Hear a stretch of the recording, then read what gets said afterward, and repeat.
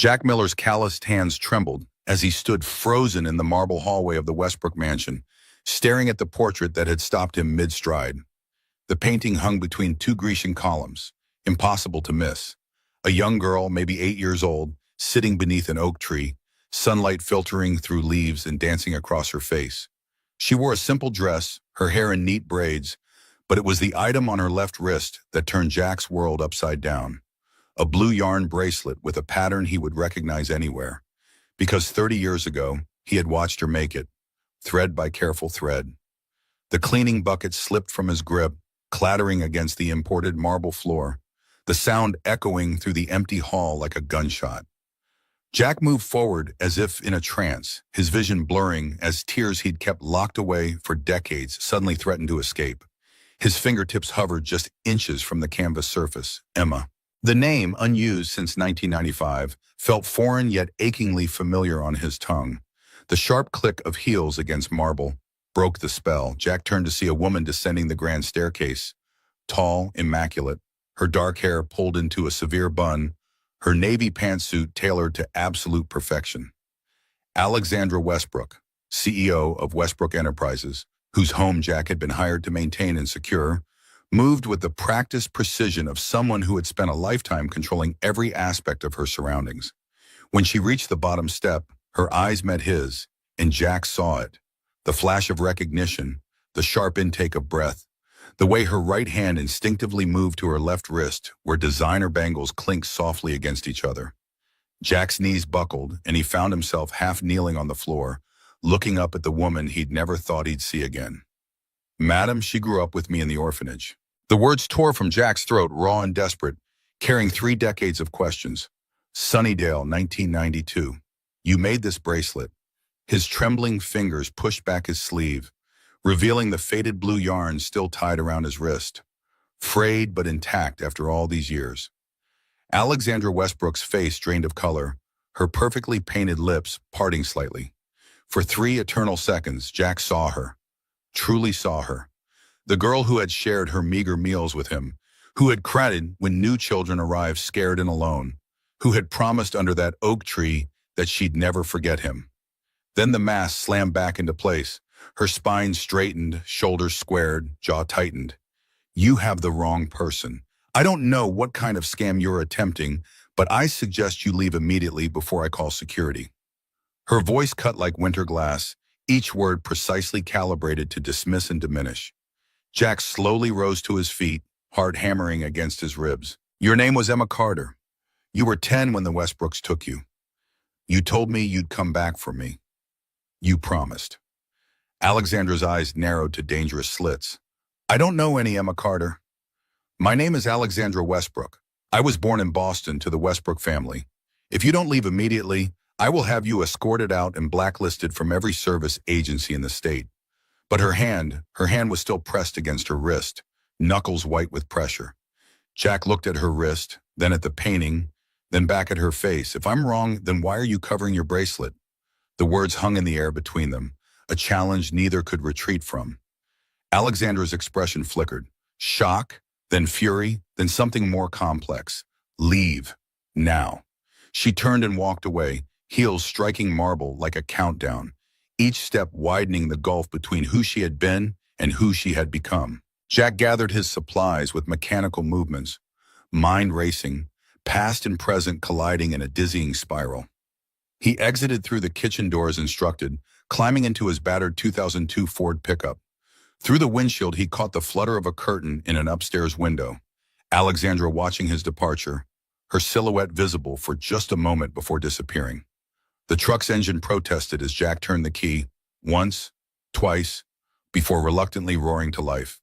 He didn't notice the sleek black sedan pulling away from the curb 2 houses down, nor the telephoto lens that had captured the entire scene through the mansion's expansive windows. His thoughts were 30 years away, beneath an oak tree at Sunnydale Orphanage, where 2 children had made a promise neither had managed to keep. The apartment building's stairwell smelled of old cooking oil and industrial cleaner as Jack trudged up to the 3rd floor. Each step a deliberate act of will. Keys jangled as he unlocked the door to apartment 3C, a studio that somehow managed to function as home for a man and his growing son. The main room served as living room by day and bedroom by night, with a pull-out sofa that had long since lost its battle with gravity. A kitchenette occupied one wall, while a door led to a bathroom barely large enough to turn around in. What the space lacked in square footage, Jack had made up for in functionality. Every inch served a purpose. Every item had its place. Michael's colorful backpack hung on its designated hook by the door, and Jack could hear the soft murmur of voices from Mrs. Martinez's apartment next door, where his 7-year-old son would be working on homework or drawing his endless parade of dinosaurs. 3 hours remained before Jack's night shift at the warehouse began, the second of his 3 jobs that barely kept them afloat. The kitchen table, really just a small folding desk pushed against the wall, was covered with medical bills organized in neat, desperate stacks. $27,000 for Michael's heart treatments, tests, and specialist appointments. Another $12,000 from the emergency room visit 3 months ago when Michael's heart had started beating too fast, then too slow, his small face turning an alarming shade of gray. Insurance covered some, but some wasn't nearly enough, and the remaining balance grew each month as interest accumulated like snow on a mountain, threatening an avalanche. Jack sank onto the sofa, loosening his tie. Part of the uniform for the security position he'd just spectacularly failed to keep. His fingers found the blue bracelet on his wrist, tracing its familiar pattern. Unlike the gold and diamonds Alexandra wore, this bracelet's value couldn't be measured in dollars. Made by a 10-year-old girl with scraps of yarn from the craft box, it represented the only consistent thing in his life, the memory of someone who had promised to remember him. The sink in the bathroom had been dripping for days. Jack forced himself to his feet, grabbing the small toolbox from beneath the kitchen sink. Focusing on tangible problems was safer than dwelling on ghosts from the past. He methodically disassembled the faucet, identifying the worn washer that needed replacing. His hands worked with practiced efficiency, mind drifting back to Sunnydale Orphanage and the day that had changed everything. October 1992. Jack was 11, already too tall for his age, with knees and elbows that seemed determined to collide with every piece of furniture in the orphanage. Emma was 10, small for her age but fierce, with a quick mind and quicker tongue. They'd been inseparable since the day 3 years earlier when Jack had found her hiding in the supply closet, having arrived at Sunnydale with nothing but the clothes on her back and a stuffed rabbit missing one ear. The older boys, Thompson and his crew, had cornered Emma at the bottom of the stairs, demanding the yarn she'd been given for a school project. Jack had intervened the way he always did, standing between Emma and danger without a second thought. The fight had been brief and painful. 3 against 1 never ended well. But Jack had bought enough time for Mrs. Wilson, the kind-hearted but overworked administrator, to break things up. Later, sitting under the oak tree in the yard with an ice pack on his ribs, Jack had watched in fascination as Emma's nimble fingers worked blue yarn into an intricate pattern. "You didn't have to do that, you know." Her voice had been soft, focused on the yarn rather than his face. "I could have handled Thompson." Jack had shrugged, wincing at the pain in his side. "Maybe, but you shouldn't have to." Emma had tied off the bracelet, then reached for his wrist. "This is for you, so you'll always remember me, and I'll always remember you. We're connected now, no matter what happens." She made a matching one for herself, and they'd promised, with all the solemn certainty children could muster, that they would never take them off. 2 weeks later, a black luxury car had pulled up to Sunnydale. The Westbrooks, wealthy, childless, looking for a daughter. They had chosen Emma. Jack had watched from the window as she climbed into the back seat, her small face turned toward the orphanage until the car rounded the corner and disappeared. "She'll come back," he had told himself. She promised. She never did. The bathroom sink now properly fixed, Jack checked his watch. Time to collect Michael from Mrs. Martinez and prepare dinner before heading to the warehouse. He locked away thoughts of Alexandra Westbrook, formerly Emma Carter, and focused on the present. His son needed him. Everything else was luxury he couldn't afford. Mrs. Martinez's apartment smelled of cilantro and cumin, the television playing a Spanish-language soap opera at low volume. The elderly woman smiled warmly as she opened the door, gesturing toward the kitchen table where Michael sat drawing, his dark head bent in concentration.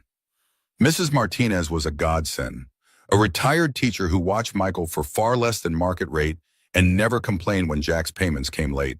She understood single parenthood in a way few others did, having raised 3 children alone to her husband's death decades earlier. Michael thrived under her care, picking up Spanish phrases and stories of her childhood in Arizona.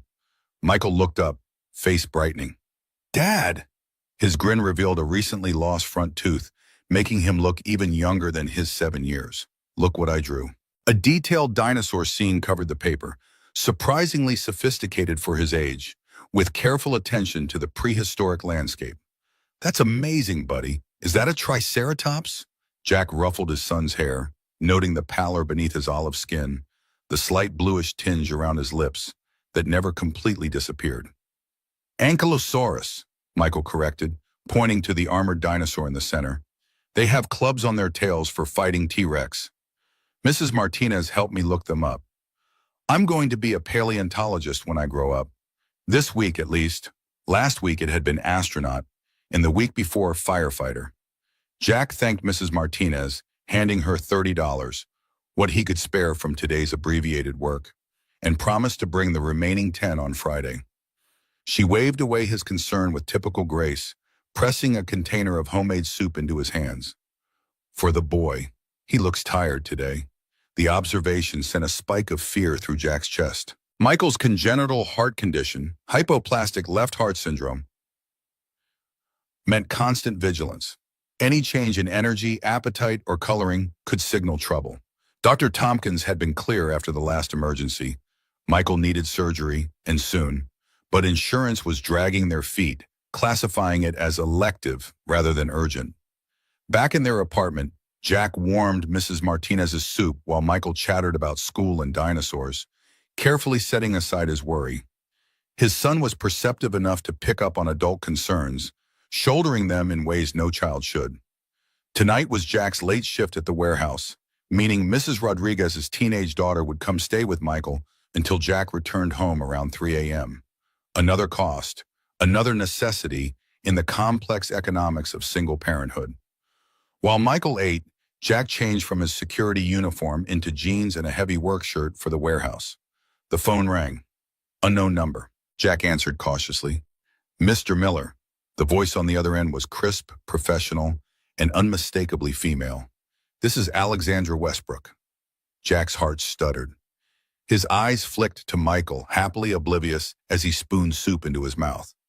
"We need to talk. Tonight, 11 o'clock. Alexandra rattled off an address, a coffee shop downtown, not far from the warehouse. Jack's stomach tightened. "How did you get my—" The line went dead before he could finish the question. Jack stared at the phone, then at his son, then at the bills piled on the table. Whatever Alexandra wanted, he couldn't afford to ignore it. Literally couldn't afford it, now that he'd lost the security position at her mansion. The temp agency would be furious. He'd been specifically requested for the job by name, a rare opportunity that paid better than his usual assignments. Jack finished preparing for work, tucked Michael in with a story about dinosaurs, and greeted Lucia Rodriguez when she arrived to babysit. The warehouse was mind-numbing work, inventory and loading for a home improvement chain. His supervisor raised an eyebrow at Jack's distraction but said nothing. Jack's reliability had earned him some grace. At precisely 10:55, Jack pushed open the door to Nightcap Coffee, a 24-hour establishment that catered to night shift workers and insomniacs. The interior was modern but comfortable, with leather armchairs and warm lighting that created the illusion of privacy. Alexandra Westbrook sat in the farthest corner, facing the door, a steaming mug untouched before her. She had changed from her business attire into dark jeans and a simple black cashmere sweater, her hair released from its severe bun to fall in waves past her shoulders. Without the armor of her suit and office makeup, she looked younger, more vulnerable, more like the Emma that Jack remembered. She glanced up as he approached, gesturing to the chair across from her. "I took the liberty of ordering for you, black coffee, 2 sugars. The memory startled him. 30 years ago, that's how he'd taken the watery excuse for coffee, occasionally served at Sunnydale on special occasions. Jack remained standing. "How did you find my home number? My address?" Alexandra's eyebrow lifted slightly. "I'm worth $800 million, Jack. Finding a phone number isn't exactly challenging. She nodded toward the chair again. Please sit. I'm not accustomed to looking up during conversations. Reluctantly, Jack sat, ignoring the coffee. You fired me this morning for recognizing you, and now you want to talk? Make it quick. I've got another shift in 45 minutes. Her fingers traced the rim of her mug, a gesture so familiar it made his chest ache. Emma had always fidgeted when nervous, unable to keep her hands still. I didn't fire you. You were hired through an agency that I'll continue to compensate regardless of whether you perform the contracted services. That's not how it works for people like me. Jack leaned forward, voice low but intense. That agency won't send me out again after I was dismissed from a premium assignment. Actions have consequences when you are not cushioned by wealth. Alexandra's expression remained neutral, but something flickered in her eyes. Annoyance, perhaps, or recognition. I'll ensure you're not blacklisted, but that's not why I asked you here. Then why am I here? Because if it's to convince me I imagined our shared childhood, save your breath. I was there, Alexandra. Or should I call you Emma? I was there when you arrived at Sunnydale. I was there when you left. I kept my promise. His finger tapped his wrist, where the blue yarn bracelet had remained for 3 decades. Alexandra stared at him for a long moment, her composure perfect, except for the white-knuckle grip on her mug. I remember you, Jack. She finally spoke, her voice softer, almost inaudible over the coffee shop's ambient noise. I remember everything. The oak tree, the bracelet, how you broke your ribs when Thompson and his friends pushed me down the stairs and you threw yourself in the way. She looked up, meeting his gaze directly for the first time. I remember promising how I'd come back. The Westbrooks picked me up in that black Mercedes. I looked out the back window until I couldn't see Sunnydale anymore. I thought they were taking me for a weekend visit, that I'd go back to you, to everyone. The confession hung between them, 30 years in the making. Jack waited, heart pounding. They burned everything that first night. Alexandra continued, her voice controlled, but with an undercurrent of old pain. My clothes, my drawings, the few photos I had. They said I was Alexandra Westbrook now, that Emma Carter had never existed. I was 10 years old, alone, and they were rich, powerful people who promised I'd never want for anything again, if I simply became who they wanted me to be. Jack's coffee remained untouched, cooling in the space between accusation and understanding. You were a child. I get that. But later, when you grew up, you never tried to find me? A bitter laugh escaped her. When I turned 18, I drove to Sunnydale in secret. The administrator told me you'd been adopted in 1995. New family, new name, sealed records. I hired investigators, spent thousands. They found nothing. You'd vanished. She sat back, studying him with clinical detachment. Until this morning, I believed you were likely dead. The statistics for male orphans aren't exactly encouraging. The comment stung with its cold truth. Jack had indeed beaten the odds, avoiding the pitfalls that claimed many who aged out of the system. He'd worked construction through college, earning an associate's degree in criminal justice before Heather got pregnant with Michael. They'd married quickly, built a modest life until complications during childbirth took her, leaving Jack with a newborn with a heart condition and medical bills that would follow them for years. Alexandra tilted her head. You look good, Jack. Considering. Considering what? That I wasn't adopted by millionaires? That I worked 3 jobs to keep my son alive? His voice rose slightly, drawing a glance from the barista. Alexandra's eyes widened almost imperceptibly. You have a child? A son. Michael, 7 years old. The love and pride in those simple words was unmistakable, softening Jack's features despite his anger. Alexandra's gaze dropped to her hands, now folded precisely on the table. His mother, complications during childbirth. They did everything they could, but Jack swallowed the familiar grief. It's just us now. Silence stretched in between them, filled with the coffee shop's gentle background noise, the hiss of the espresso machine, quiet conversations at other tables, the clink of ceramic against wood. When Alexandra finally spoke, her voice had lost its corporate precision, revealing something raw underneath. I had a daughter, 19 years ago. Sarah. Jack's head snapped up, surprised by the revelation. Alexandra continued, eyes fixed on some middle distance. I was 20, engaged to a man my adoptive parents had practically selected from a catalog. Old money, perfect pedigree, Harvard Business School. When I got pregnant, he left, claimed I'd trapped him, demanded a paternity test, then disappeared to Europe when it came back positive.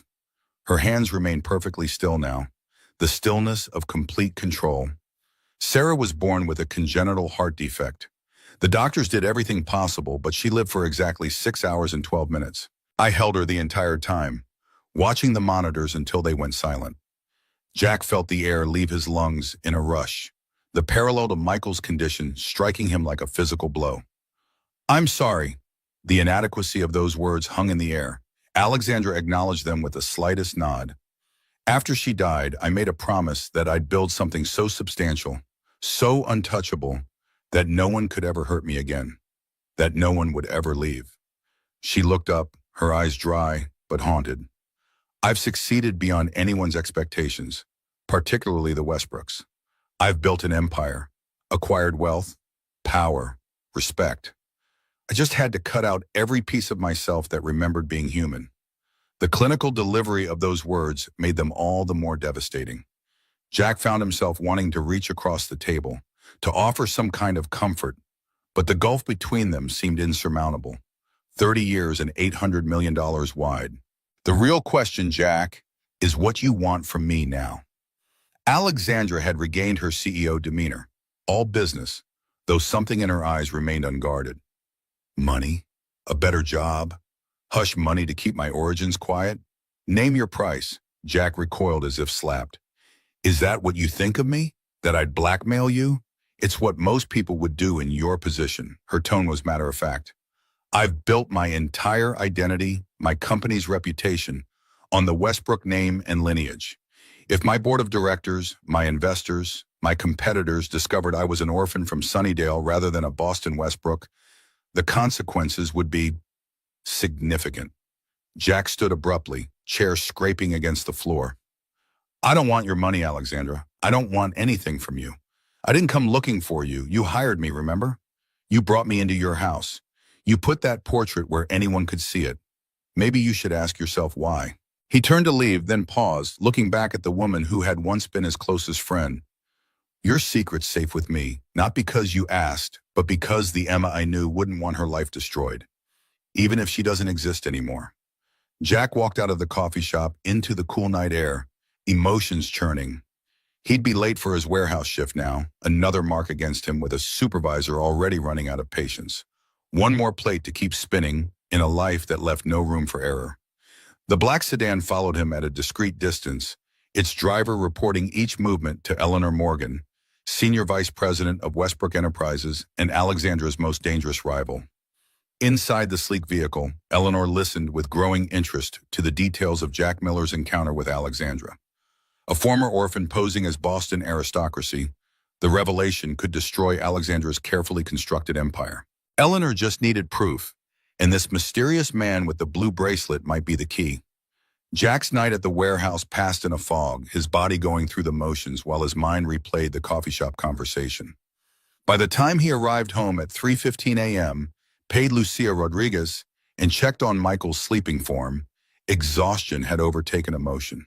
He collapsed onto the pull-out sofa, still in his work clothes, and fell into a dreamless sleep. Morning arrived with Michael's gentle nudge and the smell of slightly burned toast. Dad, we're going to be late. School starts in 20 minutes. The 7-year-old had dressed himself in mismatched socks and a dinosaur t-shirt worn backwards, but his face showed proud self-sufficiency. Jack jerked awake, glancing at the clock and alarm. Sorry, buddy. Long night. He scrambled to help Michael fix his shirt and gather his backpack while simultaneously brewing coffee and searching for clean work clothes. Their morning routine was a carefully choreographed dance of efficiency. Bathroom turns timed to the minute, breakfast eaten while packing lunch, shoes tied while reviewing spelling words. As they hurried down the apartment building stairs, Mrs. Martinez called out from her door. Jack, there's a package for you. Someone left it early this morning. A plain manila envelope sat propped against their door, Jack's name written in elegant cursive across the front. No return address, no postage. Inside, he found a cashier's check for $39,000, the exact total of Michael's medical bills, and a handwritten note on expensive stationery. This isn't charity, it's what Sarah's trust fund would have paid for had she lived. Please let me do this one thing right. Jack stared at the check, a dizzying amount that would erase their most pressing financial burden in an instant. His first instinct was to tear it up. Pride and independence had been his North Star through years of struggle, but Michael coughed beside him, that familiar, slightly labored sound that reminded Jack of all the doctor had said about delaying treatment. "Dad, are you okay?" Michael tugged at his sleeve, concerned by his father's frozen expression. "Yeah, buddy, I'm fine." Jack carefully tucked the envelope into his jacket pocket. "Just thinking, let's get you to school." Throughout the day, as Jack moved through his regular security shift at the downtown office building, the check burned in his pocket like a live coal. Alexandra's money could save Michael from waiting lists and insurance battles, could guarantee the surgery he needed sooner rather than later. But accepting it felt like surrender, like admitting he couldn't provide for his son on his own. His phone buzzed during lunch break. Another unknown number. Miller speaking. "Mr. Miller, this is Helena Voss from Executive Staffing Solutions." The voice was polished, professional. "I understand there was some miscommunication regarding your assignment at the Westbrook residence." Jack pinched the bridge of his nose. "That's one way to put it. Ms. Westbrook has personally requested your return with a significant adjustment to the terms. The position is now full-time, salaried at $85,000 annually, with comprehensive benefits including premium health insurance. You would serve as a state manager, overseeing security and maintenance, with regular business hours except for special events." The figure nearly made Jack drop the phone. $85,000 was more than triple his current combined income from all three jobs, with benefits that would cover Michael's medical needs without question.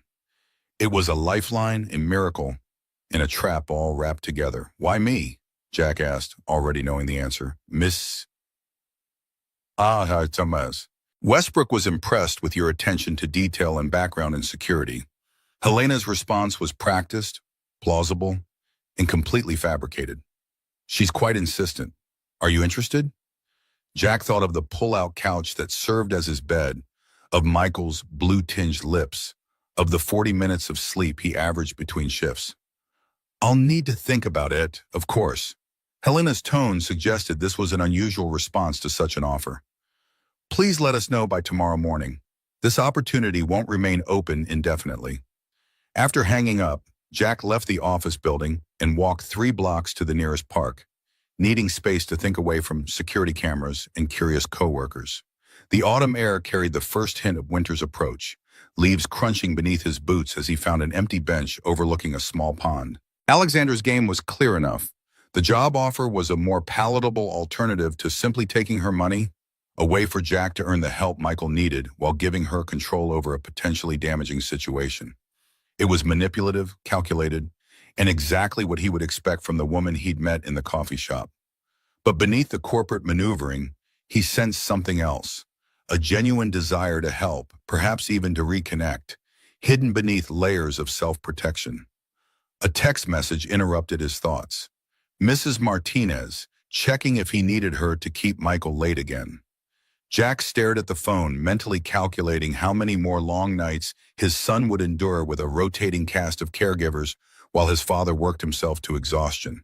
How many more emergency room visits they might face while waiting for insurance approvals. How many milestones Jack might miss. Sometimes pride costs too much. Jack made his decision, responding to Mrs. Martinez that he'd pick Michael up on time today. Then he called Helena Voss and accepted the position, negotiating a start date for the following Monday to give proper notice at his current jobs. Finally, he drove to the bank and deposited Alexandra's check, directing the funds specifically to Michael's medical account. The weekend passed in a whirlwind of preparations, explaining the job change to Michael, who was thrilled his father would be home every night, submitting his notice to increasingly disappointed supervisors, and scheduling Michael's surgery now that financial barriers had been removed. By Monday morning, Jack felt equal parts terrified and relieved as he drove up the winding road to the Westbrook mansion for his official first day. Alexandra wasn't present when the housekeeper, Mrs. Chen, showed Jack to his new office, a converted study near the kitchen with monitors displaying the property's extensive security system. His responsibilities were outlined in a detailed binder: managing the ground staff, coordinating with security contractors, overseeing routine maintenance, and serving as on-site point person for any issues. The position was legitimate and substantial, not the empty title he'd feared. A handwritten note sat propped against the computer monitor. Alexandra's elegant script immediately recognizable. Jack, I'll be in Tokyo until Thursday. Mrs. Chen will help you settle in. Your health insurance is effective immediately. HR has sent the details to your email. There's a company car in the garage, space 2, for your use. We'll discuss expectations upon my return. P.S. Michael is welcome here anytime. The pool is heated. The postscript caught him off guard. He hadn't mentioned Michael to Mrs. Chen or anyone else at the estate. Alexandra must have investigated thoroughly, perhaps even visited Michael's school or doctor's office. The thought was both concerning and oddly touching. She'd gone to the effort of learning about his son, not just his financial circumstances. The first 3 days passed smoothly as Jack familiarized himself with the sprawling property and its systems. The estate was a masterpiece of luxury and technology. 15,000 square feet of living space, 8 acres of manicured grounds, security that would impress a federal installation. Jack's criminal justice background proved useful as he identified weaknesses in the existing protocols and began implementing improvements. Mrs. Chen, initially reserved, gradually warmed to Jack's respectful approach and obvious competence. By Wednesday, she was sharing the staff dining room gossip. Alexandra rarely entertained at home, worked 18-hour days, and had cycled through 5 estate managers in 3 years, none lasting more than 6 months. When I started here 12 years ago, she wasn't so hard. The housekeeper had offered this observation while showing Jack how to operate the complex irrigation system. Something changed. Now she builds walls, keeps everyone at distance. Good employer, fair, generous, but never personal. Never close. Jack nodded, recognizing the description from his coffee shop encounter. What happened 12 years ago? Mrs. Chen shrugged. Board fight. Almost lost company to hostile takeover. Won, but different after. Started wearing masks like actor in play. Not real person anymore. The insight stayed with Jack as he completed his 3rd day, driving home to the apartment that suddenly seemed smaller and shabbier in contrast to the mansion. Michael greeted him with excited chatter about school and the upcoming surgery, now scheduled for the following month with the top pediatric cardiac surgeon in the state. The weight that had lived on Jack's shoulders for 7 years felt lighter, though not entirely gone. Accepting help had been necessary but left him feeling vulnerable in ways he hadn't anticipated. Thursday morning brought unexpected drama to the Westbrook estate. Jack arrived at 7:30 to find a sleek Mercedes parked in the circular driveway and raised voices coming from Alexandra's home office. The door stood ajar, allowing snippets of conversation to escape. This is completely unacceptable, Alexandra. The female voice was cultured, authoritative, and clearly angry. You've replaced the entire security team without board approval, brought in an unknown entity with questionable qualifications, and expect us to simply accept it? My household staffing decisions don't require board approval, Eleanor. Alexandra's voice was glacial. The estate is private property, not a corporate asset. Jack froze in the hallway, recognizing a conversation he wasn't meant to hear, but that directly concerned him. The woman must be Eleanor Morgan, Senior VP and Alexandra's chief rival within Westbrook Enterprises. Mrs. Chen had mentioned her with particular distaste. When your private decisions impact corporate security, they become board business. Eleanor's voice dripped with suspicion. This man has access to your home office, your files, your communications. We know nothing about him except that you've given him unprecedented access and compensation. It raises questions. What questions, exactly? Alexandra's tone shifted from cold to dangerous. Where he came from, why he's really here, what hold he might have over you. There was the sound of movement, heels against hardwood. The board meeting is tomorrow. I expect answers then, or I'll be forced to raise my concerns formally.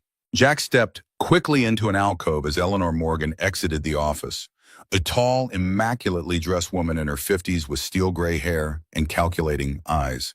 She strode toward the front door without noticing him, but the damage was done.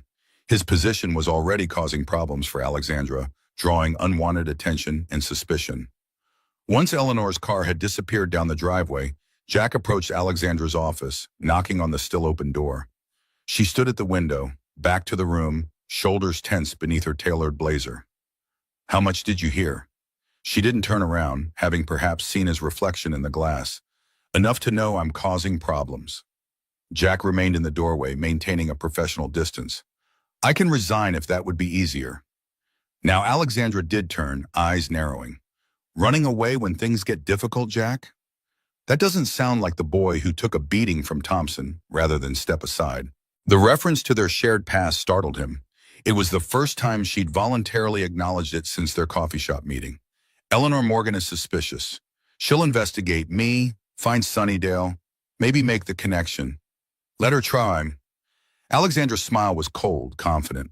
"I've buried those records so deep it would take a court order to access them, and no judge will grant one without cause." She gestured to the chair across from her desk. "Sit. Please, we need to discuss Michael's surgery and your living arrangements." Jack hesitated, then entered and sat, unsettled by the shift from corporate power play to personal matters. "Michael's surgery is scheduled for November 18th. Dr. Harmon is the best in his field. As for living arrangements, we're fine where we are for now." Alexandra folded her hands on the desk, all business despite the personal subject. "The apartment is a third-floor walk-up with no elevator. Michael will need a recovery environment without stairs. The pool house here has been renovated as a guest residence. 2 bedrooms, fully accessible, private entrance. It's yours if you want it, at a reasonable rent that won't insult your pride." The offer was pragmatic, logical, and clearly beneficial for Michael's recovery. Jack wanted to refuse on principle, to maintain the boundary between employer and employee, but practicality won out. How reasonable is reasonable? Alexandra named a figure well below market rate, but not insultingly low. She'd done her homework on his pride as well as his finances. "We can draw up a proper lease through the estate's management company." It would be purely business. Jack recognized the attempt to make the arrangement palatable to his independence. "I'll think about it. Don't think too long." Alexandra turned back to her computer, effectively dismissing him. "The surgery is in 4 weeks, and the pool house renovations will be finished next Friday. You'll need time to move." Jackie rose to leave, then paused at the door. "Why are you doing all this?" Alexandra continued typing, not looking up. "Because I can. Because it's practical. Because Michael deserves a fighting chance." She paused, fingers hovering over the keyboard. "Choose whichever reason lets you accept the help your son needs without choking on your pride." The blunt assessment hit its mark. Jack nodded once and left, closing the door behind him. As he walked through the mansion toward his office, he couldn't shake the feeling that beneath Alexandra's controlled exterior, Emma was still there somewhere. The fierce, protective girl who had once faced down bullies despite her small stature, who had shared her meager desserts with younger children, who had valued loyalty above all else. That afternoon, Jack used his access to the estate's security system to review footage from the past week, looking for signs of surveillance or unusual activity following Eleanor's visit. What he found instead was far more surprising. Alexandra watching the feed from his office each evening after he'd left, studying his work methods with an expression that could almost be described as wistful. The discovery left him unsettled, uncertain whether to feel violated or understood. Eleanor Morgan, meanwhile, had not been idle.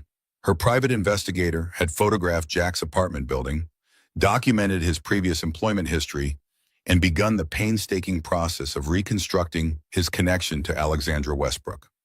The blue bracelet visible on his wrist in several photos became a focal point. Unusual jewelry for a man in his position, potentially significant.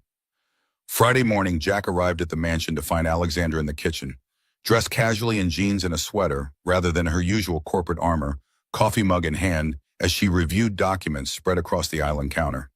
She looked up briefly as he entered. "Good morning, there's coffee. We need to talk about the gala next week." Her tone was neutral, professional, giving no indication of their complex history.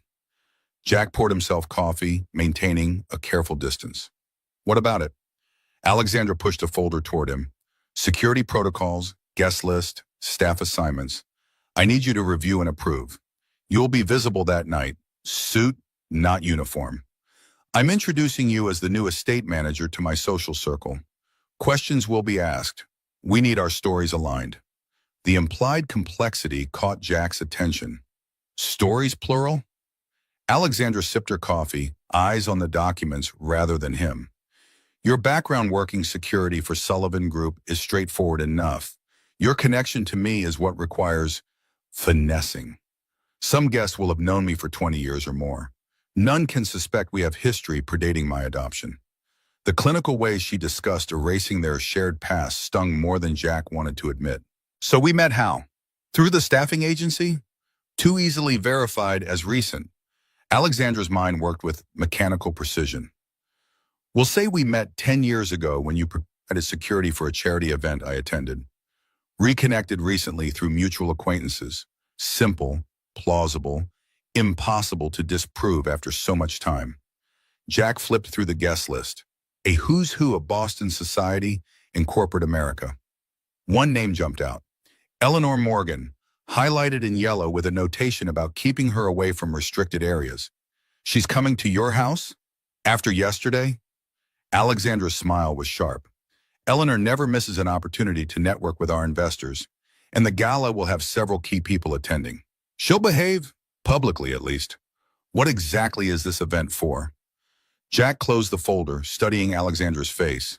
It seemed important to understand why she was opening her fortress to potential enemies. For a moment, Alexandra didn't answer, fingers tracing the rim of her mug in that familiar nervous gesture. The Sarah Westbrook Foundation raises money for pediatric cardiac research and family support. We fund treatment for children whose insurance won't cover experimental procedures. Her voice remained steady, but something flickered in her eyes. Old grief carefully contained. The annual gala typically raises $4 to $6 million in a single evening. Jack felt the ground shift beneath him as pieces clicked into place. Michael's surgery, the foundation's focus, Alexandra's lost daughter. The connections were too significant to be coincidental. You've been running this foundation since Sarah died? Alexandra nodded once, precise. 19 years. It's the only thing I kept from that period of my life. Everything else disappeared. The admission hung between them, more revealing than any emotional declaration. Alexandra Westbrook, Ice Queen CEO, had maintained a direct connection to her most painful loss for nearly 2 decades, channeling her grief into helping children with the same condition that had taken her daughter. Jack found himself reevaluating everything he thought he knew about the woman sitting across from him. The cold, calculating executive who had offered to buy his silence also quietly funded life-saving treatments for children like Michael. The contradiction was jarring but somehow made perfect sense. Compartmentalization as survival strategy. I'll review the security protocols today. Jack kept his voice neutral, professional, despite the emotional undercurrent. And I've decided to take the pool house, at least through Michael's recovery. It makes practical sense. Alexandra acknowledged this with a slight nod, already refocusing on her documents. Mrs. Chen will give you the keys once the renovations are complete. The lease will be ready Monday. Jack turned to leave, then paused, compelled by a question he couldn't suppress. The blue yarn bracelet. You still have it, don't you? That's why you covered your wrist at the mansion. Why you wear all those bangles and watches? Alexandra went very still, her eyes fixed on the papers before her. The silence stretched until Jack thought she wouldn't answer.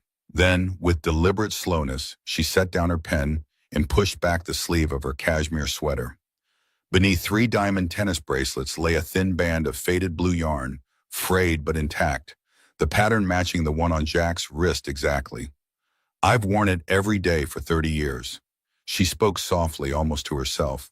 I've just gotten very good at hiding it. The revelation left Jack speechless.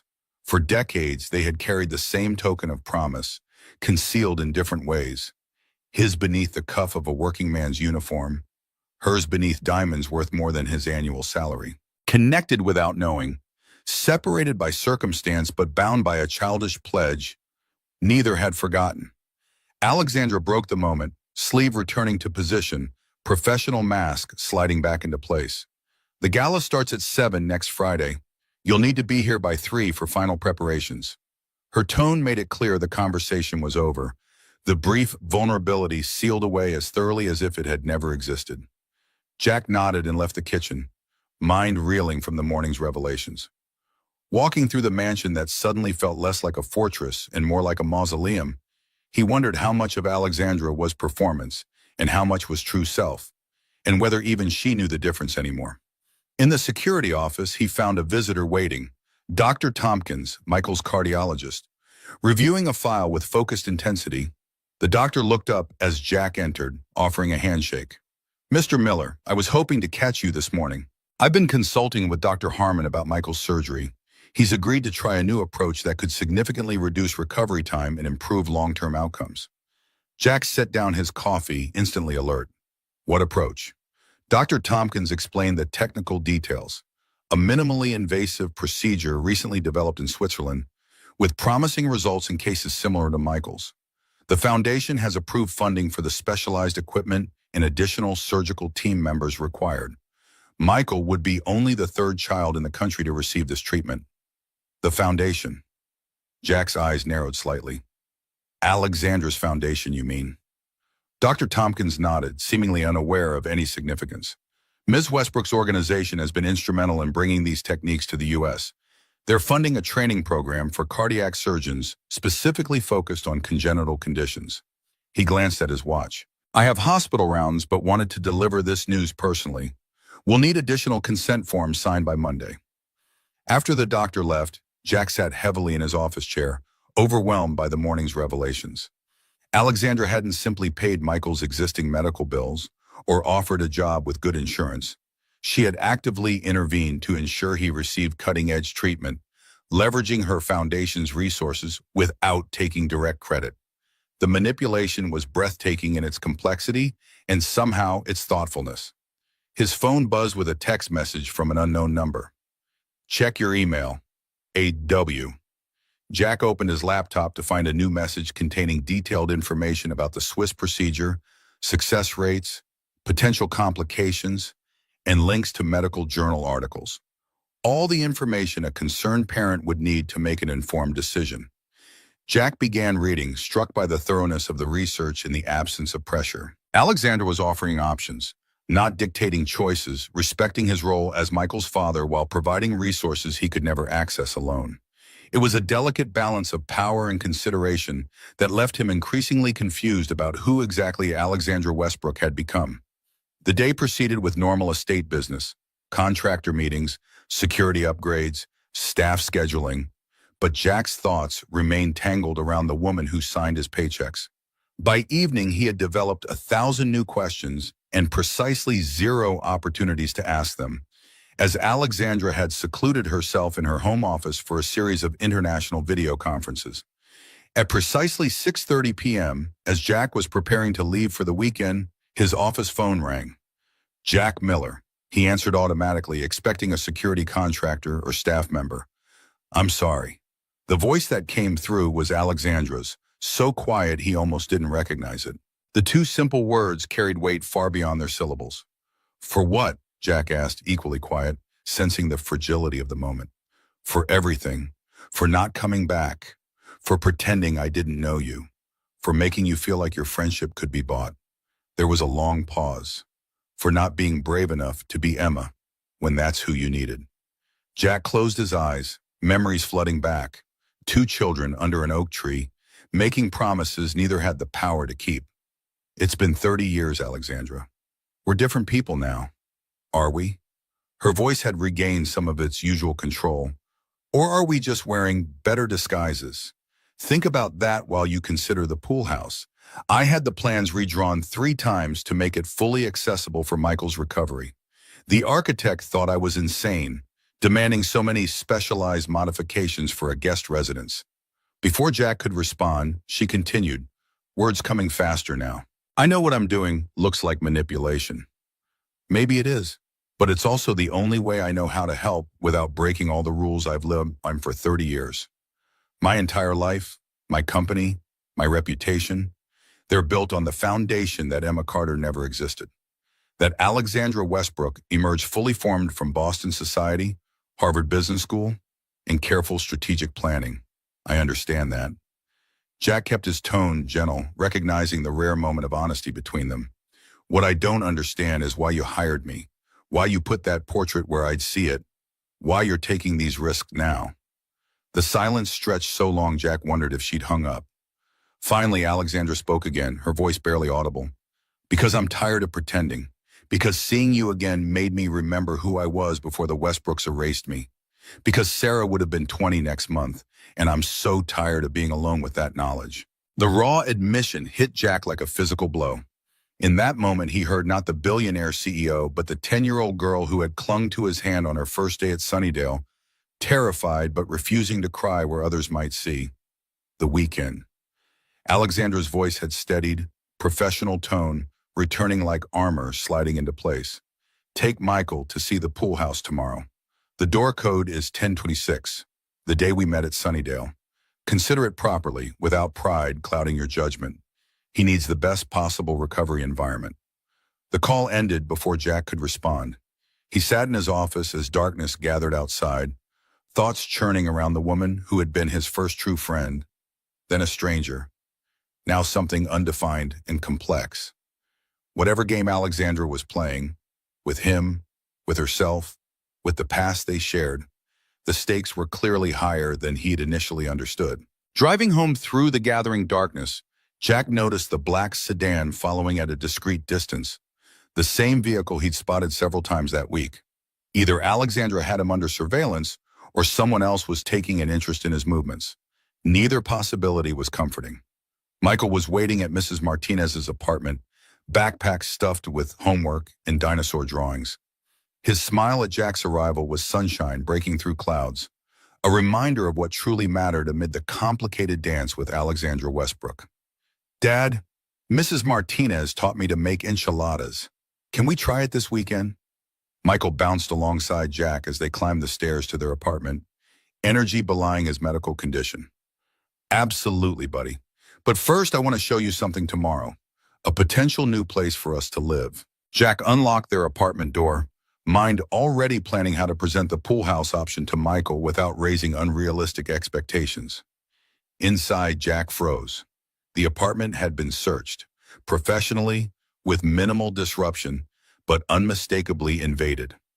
Drawers slightly ajar, papers minutely rearranged, the ancient laptop moved precisely 2 inches from its usual position. Someone had been looking for something specific, moving with purpose rather than random vandalism. Michael looking up at his father's suddenly tense expression. Dad, what's wrong?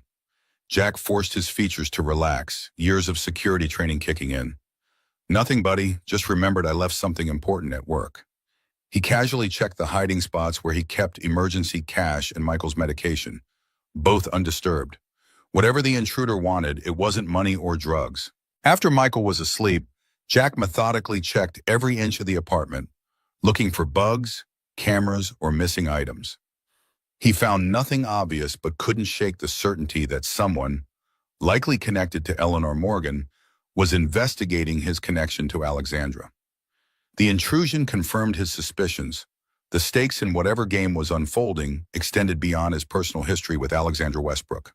Corporate espionage, power plays, million-dollar deals. He had stumbled into a world where information was currency and secrets were weapons. Jack sat at the kitchen table, staring at the blue yarn bracelet on his wrist, weighing options. He could walk away, decline the pool house, return to his previous jobs, and distance himself from Alexandra and her complicated world. Michael's surgery was already scheduled, the bills paid, they could manage without further entanglement.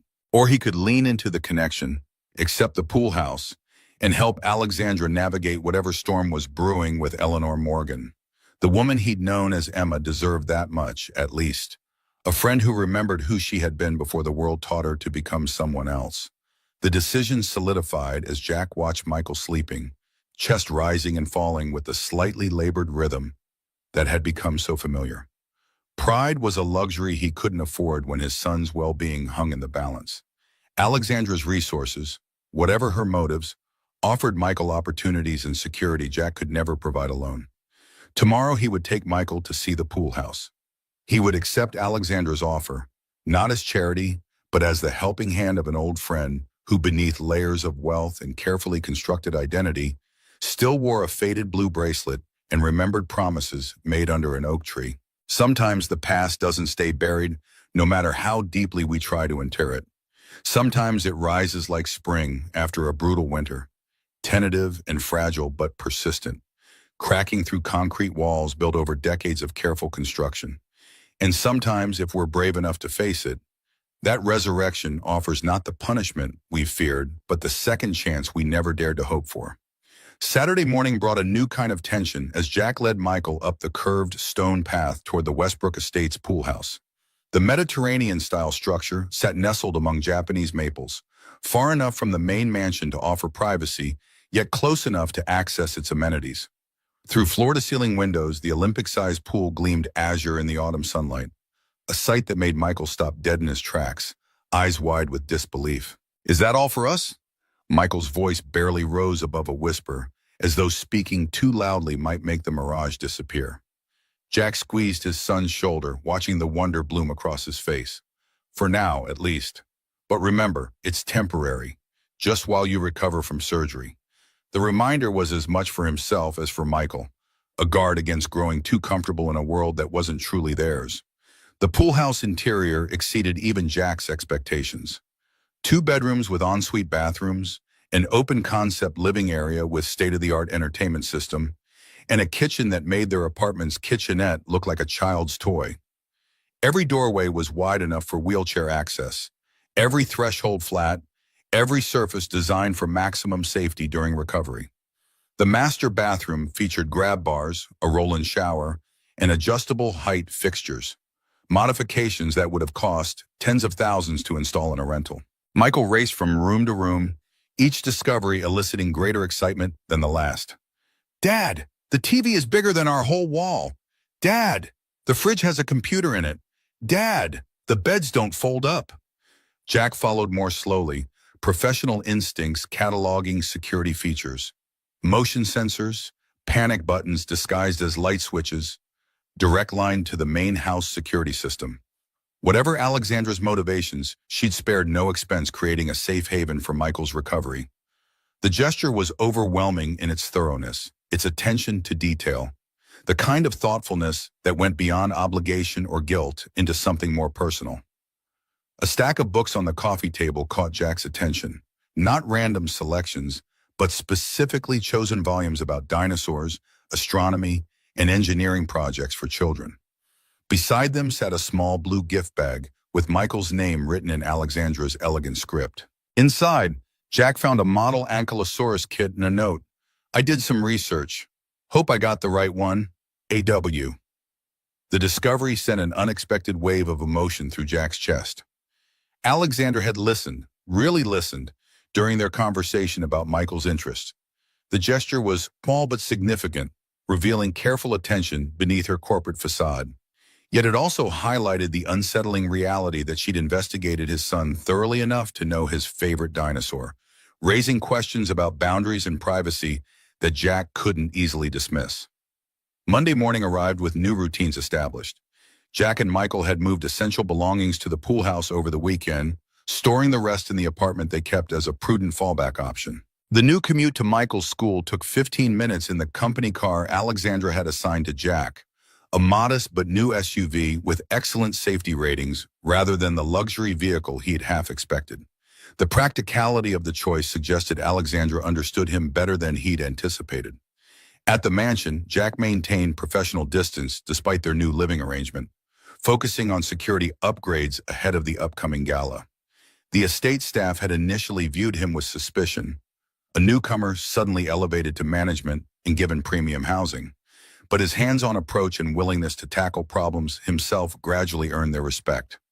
The security office became Jack's sanctuary, a place where straightforward problems with concrete solutions provided relief from the emotional complexity of his arrangement with Alexandra. He methodically upgraded outdated systems, reinforced vulnerable access points, and implemented protocols that addressed weaknesses even Alexandra hadn't recognized. Each improvement felt like regaining control in a situation where personal and professional boundaries had dangerously blurred. 3 days passed with Alexandra conspicuously absent. Board meetings, investor presentations, and client dinners kept her away from dawn until well past midnight. Her presence in the mansion marked only by lights briefly illuminating her office in the small hours. The distance felt deliberate, a tactical retreat while Jack settled into his new role in living quarters. Yet he found himself inexplicably watching for her car each evening, an anticipation he refused to examine too closely. Wednesday afternoon brought Jack to the mansion's east wing, checking motion sensors that had triggered false alarms. The rarely used corridor housed guest rooms, a secondary library, and what staff referred to as the archive room, a space Jack had never accessed but assumed contained family records and memorabilia. Testing the sensor alignment required checking each room for potential interference, a routine procedure until he reached the archive. The door was unlocked, unusual for a presumably private space. Jack hesitated, professional duty warring with respect for Alexandra's privacy. Security concerns won out. He pushed the door open, prepared to conduct a quick inspection and leave. What he found stopped him cold. The room wasn't a typical archive at all, but a meticulously organized research center focused on a single subject: Sunnydale Orphanage. Filing cabinets labeled by year contained newspaper clippings, administrative records, and what appeared to be interview transcripts with former residents and staff. A large corkboard displayed a timeline spanning 1990 to 2010, with red pins marking key events and blue strings connecting related documents. Photos of children, some Jack recognized from his time there, were arranged chronologically, many with handwritten notes attached. At the center of it all, a separate board dedicated entirely to Jack Miller. School records, adoption paperwork, employment history, and dozens of dead-end investigation reports spanning 2 decades.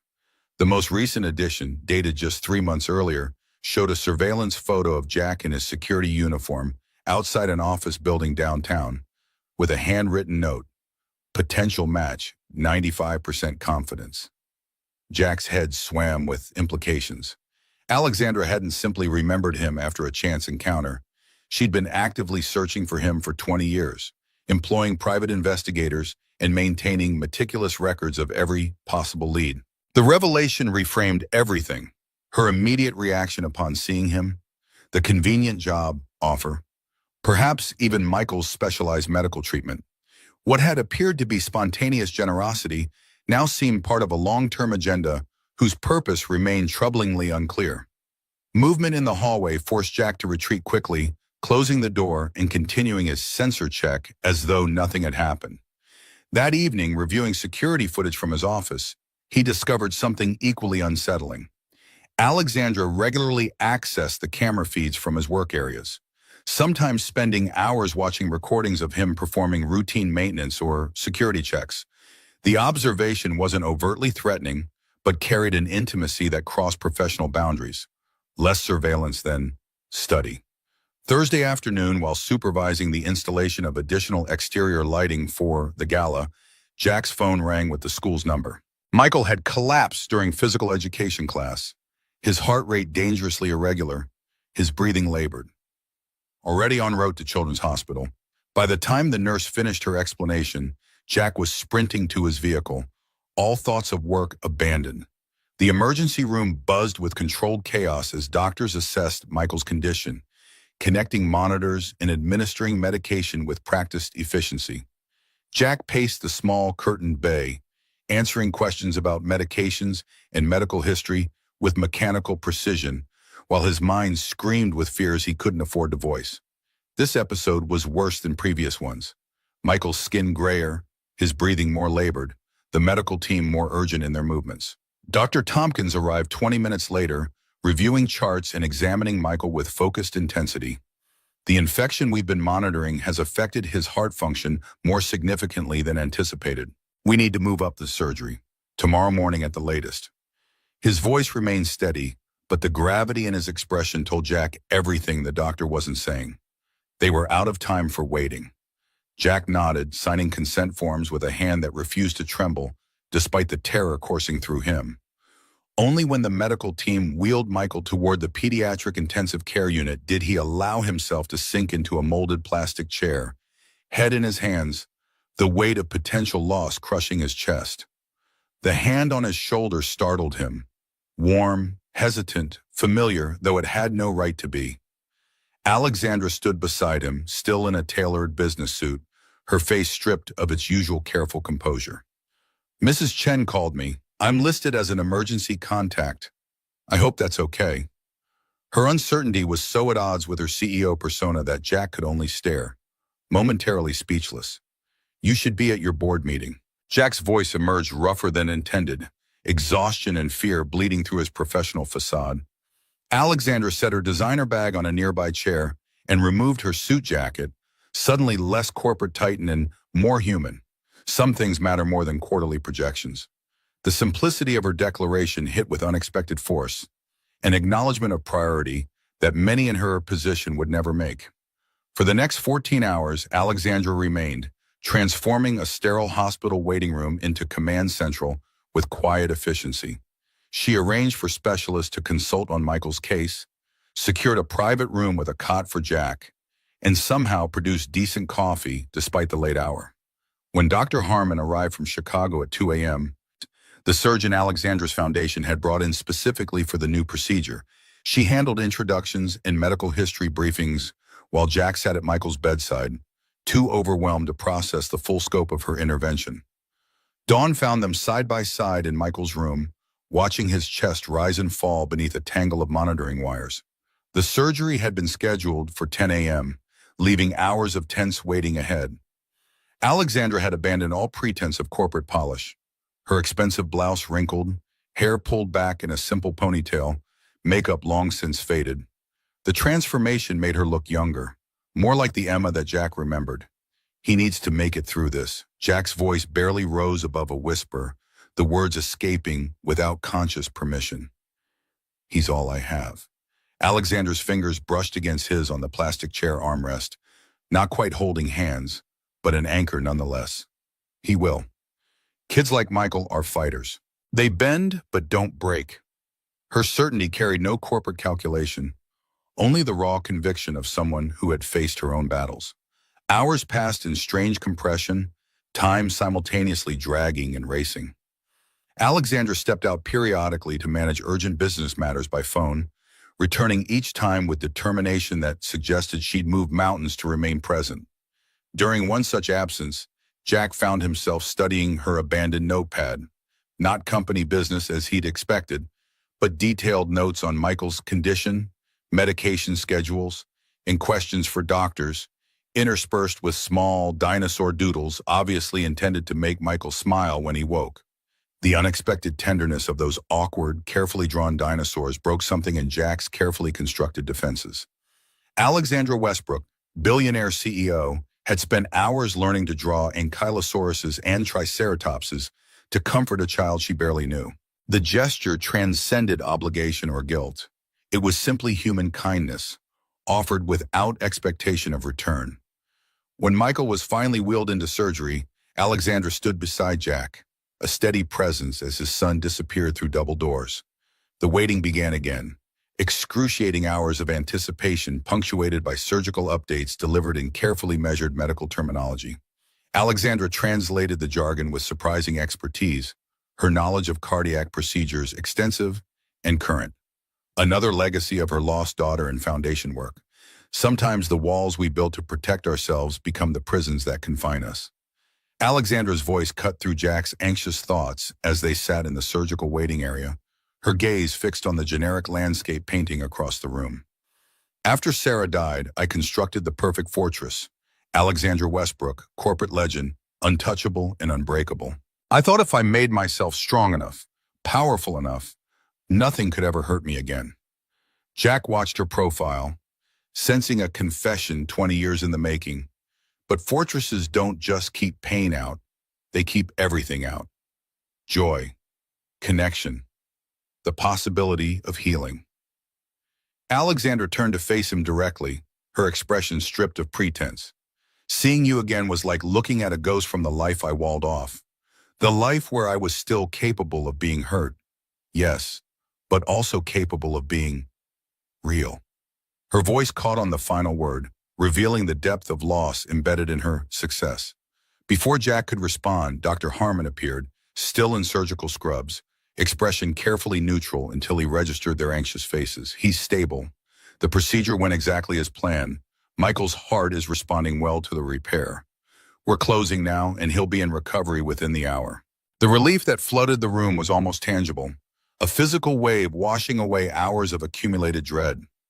Jack found himself embracing Alexandra without conscious decision, an instinctive sharing of relief that transcended their complicated history. For 3 heartbeats, she remained stiff with surprise, then melted into the contact, her arms tightening around him with unexpected strength. When they separated, both pretended not to notice the other, wiping away tears. The hours of recovery established a new pattern between them, Alexandra handling logistics and medical coordination, while Jack focused entirely on Michael, the division of labor emerging without discussion. When Michael finally woke, groggy and confused but undeniably alive, his first bleary question wasn't about himself, but about the unfamiliar woman who hadn't left his father's side. "Are you Dad's girlfriend?"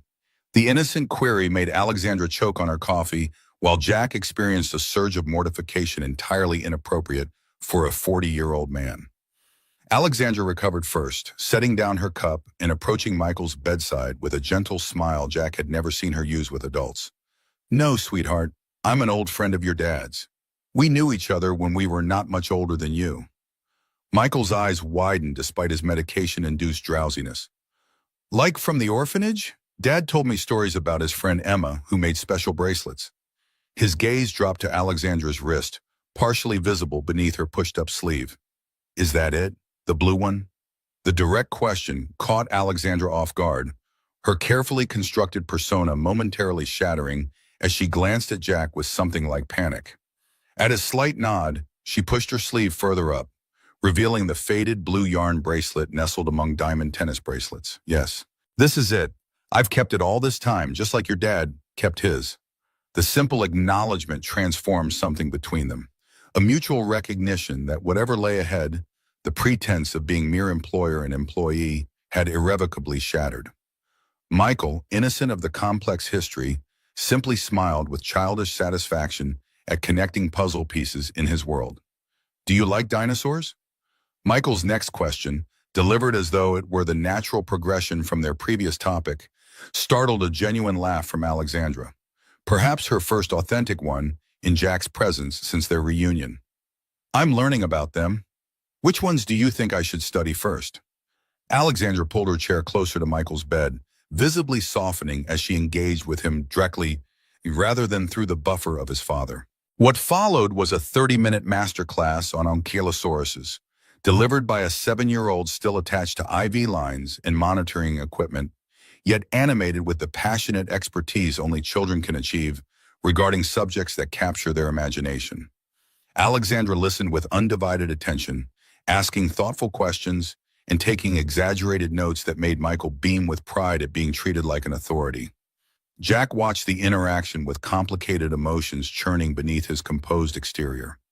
Alexandra displayed a natural ease with Michael that belied her corporate reputation, revealing glimpses of the person she might have become in another life, one where Sarah had lived, where Emma had never been erased.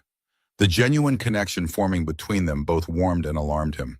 Michael's heart was as vulnerable emotionally as it was physically, and disappointment could come from unexpected directions. The following week established new routines. Michael remained hospitalized, his recovery proceeding well, but requiring constant monitoring. Jack split his time between the hospital and minimal estate duties, focused solely on gala security preparation.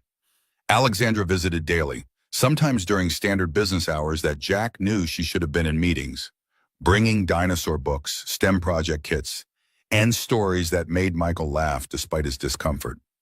By the weekend, with Michael stable enough for extended periods without Jack present, Alexandra made an unprecedented suggestion.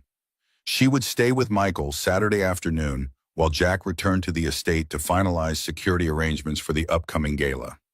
The offer came with awkward determination, as though Alexandra expected rejection but felt compelled to try anyway. "I know he's your son, but the security staff needs direction. and Michael and I could continue our dinosaur classification project. She stood in the hospital corridor, designer briefcase in one hand, a gift bag containing a new dinosaur model kit in the other, the perfect embodiment of her divided existence. Jack's instinct to refuse warred with practical necessity and, more surprisingly, a growing trust he hadn't planned on developing. "You're sure? 4 hours minimum." Alexandra nodded, certainty replacing hesitation. "I've rescheduled everything. My afternoon is completely clear." The statement, from a woman whose time was typically booked weeks in advance in 15-minute increments, represented a significant reorganization of priorities.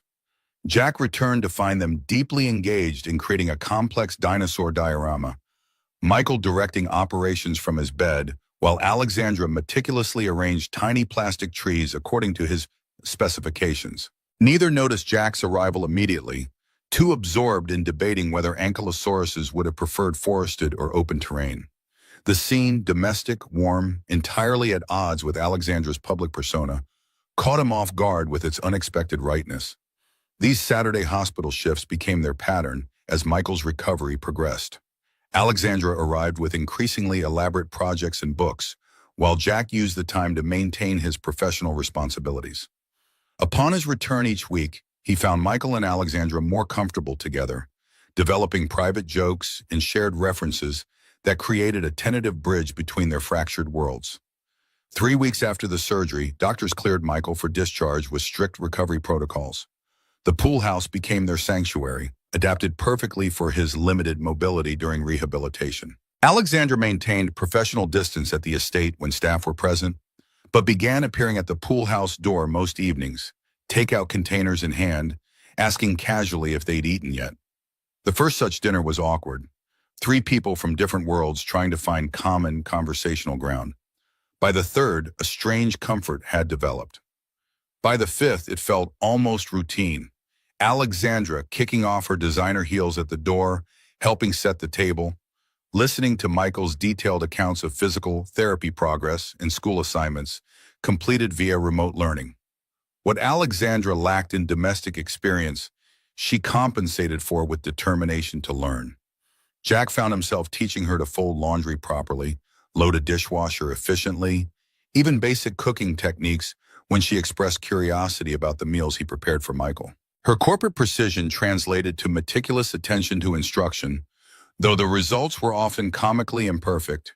Shirts folded into complicated origami, dishwasher loaded with scientific inefficiency, pasta sauce that somehow simultaneously burned and remained undercooked. "I've run multinational mergers with less stress than this sauce is causing me." Alexandra's frustrated comment while staring at a pot of disastrously clumpy marinara sent Michael into peals of laughter, and Jack found himself joining in despite attempts to maintain his composure. The shared moment, genuine, unguarded, rooted in simple domestic failure rather than power or obligation, felt more authentic than any interaction since their childhood. The approaching gala created new tension as November progressed. Eleanor Morgan had been suspiciously quiet in recent weeks, but security footage showed her car making late-night visits to the estate when Alexandra was known to be absent. Jack increased surveillance, discovering Eleanor accessing areas clearly beyond her professional purview, including offices containing personal records. Jack's concerns crystallized into certainty when he intercepted a courier delivery intended for Eleanor. Photocopies of Alexandra's adoption records obtained through questionably legal channels, along with birth certificates and orphanage documentation. The evidence confirmed his suspicion. Eleanor was building a case to expose Alexandra's background, likely planning to reveal everything at the gala where major investors and board members would be present. The discovery left Jack with an ethical dilemma. Warning Alexandra would reveal he had intercepted private communications and been investigating Eleanor independently. Not warning her could result in public humiliation and potentially destroy the company she'd spent decades building. The choice was complicated by his deepening personal connection to the woman behind the corporate facade, a connection he still didn't fully understand or trust. A value isn't real until it costs you something. Jack's father had repeated this lesson throughout his childhood, one of the few positive inheritances from an otherwise difficult relationship. The memory surfaced as he helped Michael with homework at the kitchen table. watching his son laboriously write spelling words with determination that ignored his physical limitations. What makes someone a good person, Dad? Michael's question emerged without context, blue pencil pausing over his notebook. Is it having lots of money to help people, like Ms. Alexandra? Or is it something else? The unexpected philosophical inquiry from a 7-year-old caught Jack off guard, though it eerily paralleled his own moral quandary regarding Alexandra and Eleanor. A man's worth isn't measured by the balance in his bank account, but by how he acts when nobody's watching. Jack kept his tone conversational, despite the weight of the truth he was trying to convey. Money can do good things, but what matters is the choices we make, especially when those choices are hard. Michael nodded with surprising seriousness, returning to his spelling words with renewed concentration. Jack remained at the table long after his son had finished, the conversation echoing against his own decision regarding Alexandra. By morning, his course was clear. Integrity demanded warning her, regardless of personal cost. Friday afternoon, Jack found Alexandra in her home office reviewing final gala arrangements. The annual Sarah Westbrook Foundation event would host 300 of Boston's wealthiest and most influential citizens, raising millions for pediatric cardiac research and treatment. The foundation represented Alexandra's most personal work, the only aspect of her life directly connected to her lost daughter. Jack closed the office door, ensuring privacy before laying out the evidence of Eleanor's investigation and planned exposure. With each document and surveillance photo he presented, Alexandra's expression shifted from shock to resignation to a cold anger that transformed her features. She's been planning this for months. Alexandra's voice contained no surprise, only grim confirmation of suspected betrayal. The board meeting last month, the questions about background verification, the sudden interest in foundation records, all of it was groundwork. But why now, after all these years? Jack hesitated, uncertain how Alexandra would receive his theory. Because of me. My arrival changed the equation. I'm physical proof of your past, the one thing she couldn't find before. Alexandra absorbed this with calculating precision, mind visibly shifting into strategic analysis despite the personal nature of the threat. How much time do we have? The gala is in 6 days. Based on the communication I intercepted, she's prepared to reveal everything there. Maximum impact in front of your major investors and board members. Jack watched Alexandra carefully, concerned about her reaction to such an imminent threat. To his surprise, she didn't crumble or rage. Instead, a strange calm settled over her features, the tranquility of a decision already made. Then we prepare. No more running, no more hiding. If Eleanor wants to expose me as an orphan who built something from nothing, let her. Perhaps it's time. The response was so unexpected that Jack momentarily lost his professional demeanor. You'd risk everything you've built, your reputation, the company, your position?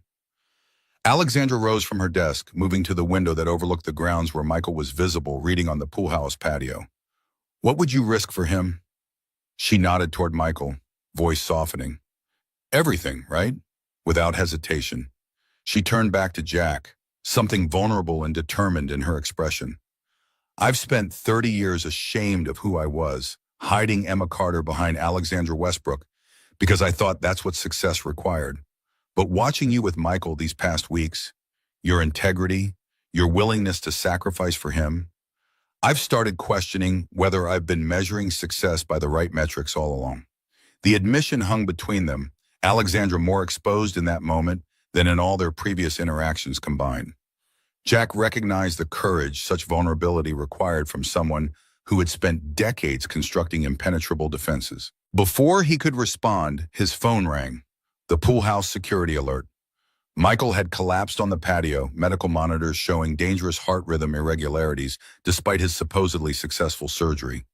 The next hours passed in desperate action.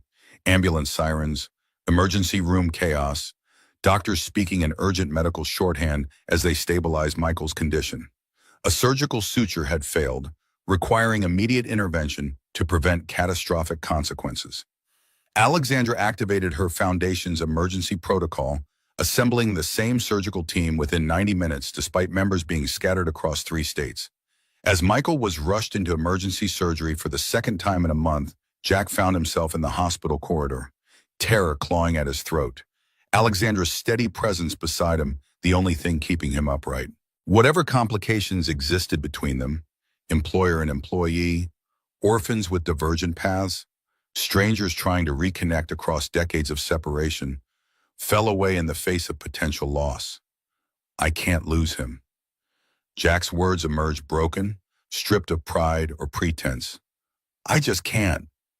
Alexandra's hand found his, fingers intertwining with surprising strength. You won't, I promise. We won't let that happen. The simple pronoun shift from you to we signaled a commitment beyond professional obligation or childhood connection, a conscious choice to share his burden rather than merely observe it. In that sterile hospital hallway, as doctors fought to save Michael's life, something fundamental shifted between them. Not forgiveness for 30 years of separation, not romantic attraction despite their growing closeness, but something more basic and essential. The decision to face whatever came next, not as isolated survivors of Sunnydale Orphanage, but as allies against a world that had tried and failed to break them both. Eleanor Morgan's plans for exposure, the foundation gala, Alexandra's corporate reputation, all receded into insignificance against Michael's heartbeat on the monitor.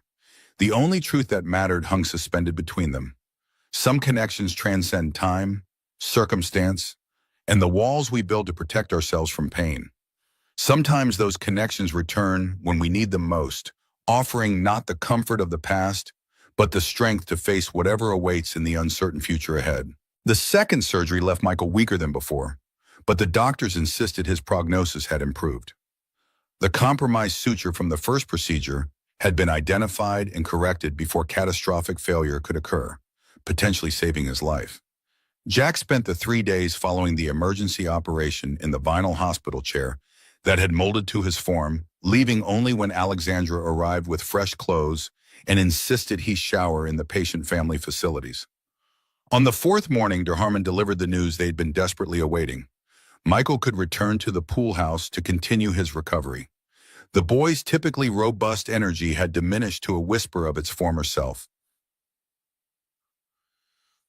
His complexion ashen beneath his natural olive tone, but his eyes still lit up at the prospect of leaving the sterile hospital environment, particularly when Alexandra mentioned she'd acquired the complete Walking with Dinosaurs documentary series for his convalescence. When the day nurse finally processed the discharge papers, Jack carried his son to the waiting SUV where Alexandra held the door, her business attire replaced by simple jeans and a cashmere sweater.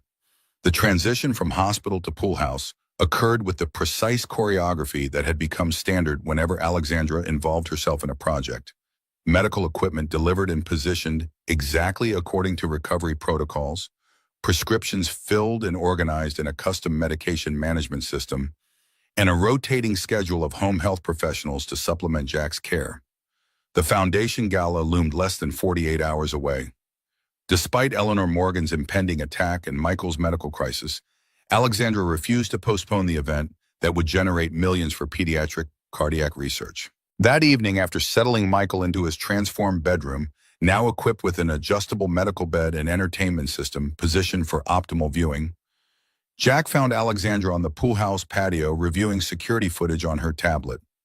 Look at this pattern. Alexandra's finger traced Eleanor's movement through the mansion over the previous month. Methodical exploration of private offices, file storage areas, and personal spaces. She's been preparing this attack with military precision. Every weak point in my personal history identified and exploited. Jack lowered himself into the adjacent chair, muscles aching from days of hospital vigilance. What exactly does she hope to gain? Exposing your background doesn't change your business acumen or leadership capabilities. Alexandra set her tablet aside, moonlight casting her features in silver relief. In our world, authenticity is irrelevant. Pedigree is everything. Eleanor attended Phillips Exeter and Yale. Her family's fortune dates back 4 generations. She spent 2 decades watching a supposed Westbrook heiress outperform her despite her superior credentials and connections. Her expression hardened with understanding, born from years navigating elite social hierarchies. Finding out I'm actually an orphan from Sunnydale would validate her entire worldview. that I'm an imposter who never deserved my position, regardless of what I've built. The frank assessment revealed Alexandra's complete comprehension of the battlefield she'd been fighting on her entire adult life. A world where talent and results remain secondary to birthright and social connections. Her fingers absently traced the blue yarn bracelet, now permanently exposed since she'd abandoned the diamond camouflage that had hidden it for decades. "What's your strategy?" Jack kept his tone neutral, despite the growing personal stake he felt in the outcome. Alexandra's eyes met his, determination replacing resignation. "No more hiding. Whatever Eleanor has planned, I won't run from the truth anymore. Maybe it's time people learned that everything Alexandra Westbrook built came from intelligence and perseverance, not inherited privilege. The Westbrook name opened doors, but I was the one who walked through them and transformed a moderately successful family business into a global enterprise."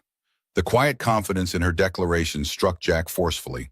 For 30 years, Alexandra had maintained an elaborate performance, subjugating her true identity beneath layers of carefully constructed falsehood. The prospect of that facade crumbling should have terrified her, yet he recognized liberation in her expression. The prisoner contemplating freedom after decades of confinement. The following day passed in a flurry of gala preparations that transformed the Westbrook estate. Crystal chandeliers illuminated reception rooms, ice sculptures adorned buffet tables, and flower arrangements worth small fortunes created an atmosphere of understated opulence designed to loosen wealthy donors' attachment to their money. Jack supervised security arrangements with military precision, positioning team members strategically throughout the mansion while maintaining regular video calls with Michael, who remained under Mrs. Rodriguez's care at the pool house.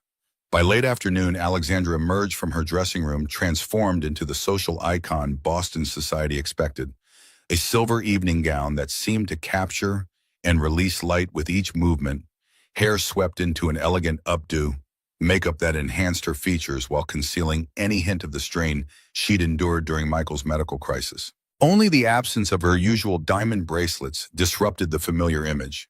Her left wrist, now adorned solely by the faded blue yarn that connected her to her long-buried past. The gala commenced at 7 with arriving guests representing Boston's elite, old money families whose fortunes predated the revolution, mingling with tech entrepreneurs whose innovations had created modern dynasties. Jack monitored security operations from near the main entrance. The bespoke suit Alexandra had insisted on making him almost indistinguishable from the wealthy attendees he observed. Eleanor Morgan's arrival at precisely 8 o'clock created the anticipated ripple of recognition. Westbrook Enterprises' senior VP commanded attention by default. Jack immediately noted the subtle satisfaction in her bearing, the barely contained anticipation of someone prepared to execute a long-planned strike. She moved through the crowd with practiced sociability, accepting champagne from a passing server, while her gaze tracked Alexandra's location with predatory focus. The inevitable confrontation occurred near the central fountain, appearing cordial to casual observers, despite the palpable tension visible to Jack through security monitors. Their exchange lasted precisely 94 seconds before Alexandra disengaged to greet major donors, her expression betraying nothing of the encounter's content. Jack activated his communications system, directing the security team to maintain discreet surveillance on Eleanor throughout the evening without obvious interference. By 9:30, the gala reached its social zenith, 300 guests filling the mansion's grand reception areas, ambient music and conversation creating a sophisticated hum that represented millions of dollars in potential donations. Alexandra had just completed her foundation presentation, a masterfully delivered appeal highlighting breakthrough pediatric cardiac research funded by previous year's contributions. When Eleanor seized control of the moment, the crystalline ping of silver against crystal cut through the ambient noise, creating the momentary silence Eleanor required. "Ladies and gentlemen, I'd like to propose a toast." Her voice carried effortlessly across the now quieted ballroom, commanding attention through decades of cultivated authority. To Alexandra Westbrook, whose success story truly is remarkable. From orphan to billionaire, an extraordinary American journey. The room fell silent as 300 conversations halted simultaneously. Alexandra froze mid-conversation with a major donor, champagne flutes suspended halfway to her lips. The accusation, for in Boston's elite circles, Orphan was very much an accusation, hung in the atmosphere like smoke before flames. Eleanor's smile sharpened with vindictive satisfaction as she registered Alexandra's momentary shock. "Oh, I apologize. Did I say orphan? I meant to say woman of distinguished lineage." Her tone dripped with mock sincerity as she gestured to her assistant, disguised as waitstaff, who promptly handed her a leather portfolio.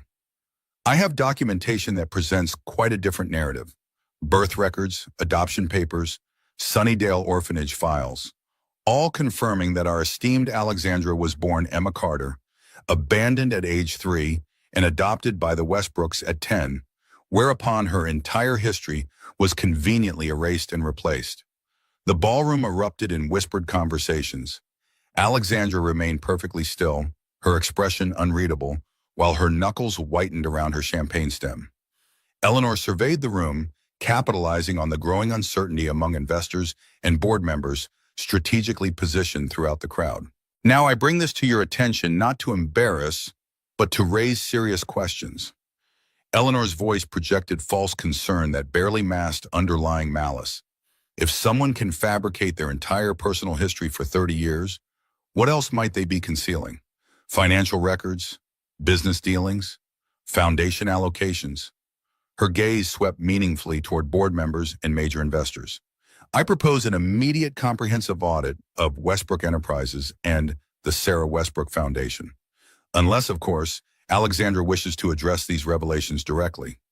The whispers intensified as guests exchanged alarmed glances. Alexandra opened her mouth, closed it, visibly struggling to formulate a response that could salvage the rapidly deteriorating situation. For perhaps the first time in her corporate career, the perfect words failed to materialize. The personal nature of the attack striking vulnerabilities no business strategy had prepared her to defend. Jack moved without conscious decision, security training momentarily overridden by instinct. He crossed the marble floor toward the center of the ballroom, every eye tracking his unexpected movement. His security role had rendered him effectively invisible to most guests, functional background rather than social participant, making his abrupt prominence jarring to the assembled elite. "Madam, she grew up with me in the orphanage." Jack's voice carried across the hushed room with quiet certainty, the simple declaration landing with seismic impact amid Eleanor's elaborate accusations. "Her name was Emma Carter. We lived at Sunnydale Orphanage together. She was 10 when she left. I was 11 when I left a year later. We lost contact for 30 years. Jack rolled up his sleeve, revealing the blue yarn bracelet that matched Alexandra's now exposed one. "We made these bracelets, a promise to remember each other." He turned to address the crowd directly, professional detachment replaced by raw authenticity. "You want to know who Alexandra Westbrook really is? She's someone who survived abandonment, built something extraordinary from nothing, and has been afraid of being seen as less than perfect because our world taught her that her origins were something shameful." The room remained completely silent, guests frozen in collective shock at the unprecedented drama unfolding before them. Jack continued, each word deliberate and measured. "I'm the security director here. I'm a single father. My son nearly died twice from a heart condition that Alexandra's foundation has been researching and treating for 19 years. When she discovered who I was, she didn't buy my silence or throw me out. She helped my son, funded his treatment, created opportunities that saved his life." Jack turned toward Eleanor, whose triumphant expression had faltered into confusion at this unexpected intervention. "So yes, she started at Sunnydale Orphanage. And that makes her more qualified to run this company than half the people in this room who inherited their positions and never built anything themselves. You wanted to destroy her reputation? Congratulations. You've exposed her past, but you've also revealed exactly who you are, someone willing to weaponize a child's trauma for corporate advancement. How's that for transparency?" Eleanor's face flushed crimson with anger. This man is clearly compromised, a dependent, a charity case. Why would anyone believe because I'm still wearing the bracelet? Alexandra's voice sliced through Eleanor's protestations, silencing the room once more. She stepped forward with deliberate calm, movements precise as she joined Jack in the center of attention. She raised her left wrist, the blue yarn bracelet fully visible to everyone present. Everything he said is true. My name was Emma Carter. I grew up in Sunnydale Orphanage. The Westbrooks adopted me and erased my past because they considered it shameful. I allowed it because I was terrified of losing the opportunity they provided. I built Westbrook Enterprises while maintaining a fiction about my origins. Alexandra scanned the room, meeting the shocked gazes of people she'd worked alongside for decades without ever truly knowing. I've spent 30 years hiding, convinced that if anyone discovered the truth, everything I've built would collapse. Well, now you know I'm an orphan. I started with nothing and created this empire anyway. She turned toward Eleanor, her expression hardening into something formidable. You want to audit me? Do it. Every record is immaculate, every deal legitimate, every contract fulfilled with integrity. Because I didn't need family connections to succeed. I needed intelligence, perseverance, and the absolute determination to never be powerless again. The silence stretched for 12 interminable seconds before someone started clapping. Jennifer Wong, founder of a healthcare AI startup that had benefited from Alexandra's early investment. A second person joined, then another. Within moments, half the room had erupted in applause. Not everyone, but enough. Some guests departed with expressions of disgust, others whispered urgently into cell phones. But the majority remained regarding Alexandra with newfound respect or, at minimum, fascination with this unexpected development. Eleanor stood isolated amid the shifting social current, her carefully orchestrated coup dissolving as the narrative transformed before her eyes. This isn't over, her final declaration barely registered amid the changing atmosphere as she seized her clutch and stormed toward the exit, abandoning the portfolio of evidence on a nearby table. The remaining guests gradually returned to their conversations, the energy fundamentally altered but not destroyed. Alexandra remained at the center of the ballroom, still holding her wrist with the blue bracelet exposed, her expression caught between disbelief and liberation. Jack moved closer, pitched his voice for her ears alone. You all right? Alexandra exhaled slowly, tension visibly releasing from her shoulders. I just destroyed 3 decades of carefully constructed identity in 4 minutes. You told the truth. Jack's simple correction earned a startled glance. In this world, that's practically the same thing.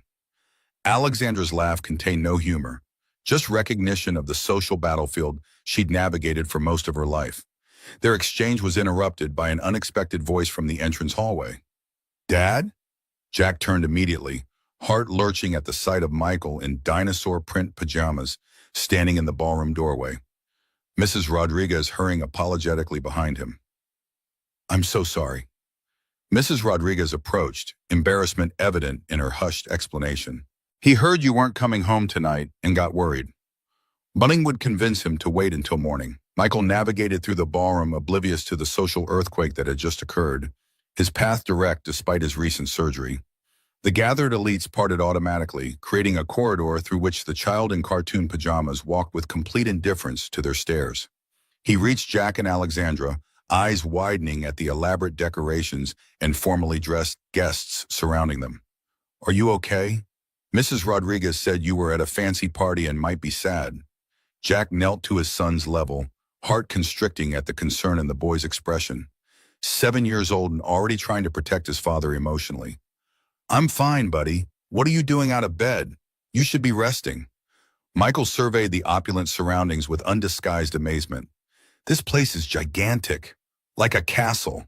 His gaze landed on Alexandra, brightening with recognition. Alexandra, you look like a princess. The simple, childish compliment, so incongruous amid the sophisticated tension of the evening, pulled a genuine smile from Alexandra. She knelt beside Jack, disregarding her expensive gown. Hi, Michael. How are you feeling? Michael moved closer, lowering his voice to a stage whisper, audible to nearby guests. Dad said, sometimes you get sad. Are you sad tonight? Alexandra's carefully constructed composure cracked at the innocent inquiry. She knelt fully, silver gown pooling around her on the marble floor, completely disregarding the priceless fabric. I was, but I'm not anymore. Her voice caught slightly, emotion breaking through professional control. Michael nodded with the serious wisdom only children possess. Good. Sad is yucky. He reached into his pajama pocket, extracting a folded paper. I made this for you. It's all of us. See? That's you, that's Dad, that's me. We're a family. The crayon drawing showed three stick figures beneath what appeared to be palm trees, surrounded by crudely drawn dinosaurs with disproportionate features. Alexandra accepted it with visibly trembling hands, staring at the simple artwork as though it contained profound secrets. Thank you, Michael. Can I keep this? Michael nodded emphatically, dark curls bouncing. Forever and ever. It's for your refrigerator. Mrs. Martinez says important pictures go on refrigerators so people remember what matters. Alexandra pulled him into a gentle hug, mindful of his surgical site, tears now flowing freely down her face, makeup streaking in silvery tracks. The remaining gala attendees watched in fascinated silence, witnessing a transformation more compelling than Eleanor's attempted expose. The corporate titan Alexandra Westbrook dissolving into simply Alexandra, human and vulnerable, and somehow more powerful in her authenticity than in her perfect facade. The string quartet, sensing the emotional shift, began playing something gentle that gradually drew attention away from the intimate scene. Jack placed his hand lightly on Alexandra's shoulder. I think we should get Michael home. He needs rest, and I'd say this gala has accomplished what it needed to. Alexandra rose, composure returning though her makeup remained tear-streaked. She carefully folded Michael's drawing and tucked it into her evening clutch. You're right. Some things matter more than social appearances. Her gaze swept the room one final time, cataloging who remained and who had fled at the first sign of scandal. Interesting data for future reference. The three walked out of Alexandra's own gala with heads held high, leaving whispers and speculation in their wake. Mrs. Rodriguez returned to her apartment while Jack drove them to the pool house, Michael chattering excitedly about the fancy party until fatigue claimed him mid-sentence. When they arrived, Jack carried him to bed while Alexandra kicked off her stiletto heels and collapsed onto the living room sofa, evening gown an incongruous splash of silver against casual furniture. I'll lose the company, she made the statement without preamble when Jack returned from settling Michael. The board will vote me out within days. Investors will demand investigations. Business publications will dissect every decision I've ever made, searching for evidence that my deception extended beyond personal history into business practices. Jack sat beside her, loosening his tie. You seem surprisingly calm about that prospect. Alexandra's laugh contained genuine amusement that startled both of them. Because I'm not carrying 30 years of lies anymore. Her fingers traced the blue bracelet, now permanently visible without its diamond disguise. For 3 decades, I've managed an internal database more complex than most corporate security systems, tracking every fabricated detail about preparatory schools I never attended, family connections that never existed, childhood experiences invented by the Westbrook's image consultant, the mental energy required to maintain that fiction.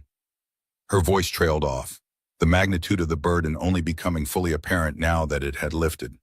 The relief in her voice was palpable, the prisoner seeing sunshine after decades in darkness. Whatever challenges lay ahead, the weight of perpetual performance had disappeared, allowing Alexandra to breathe fully, perhaps for the first time since leaving Sunnydale.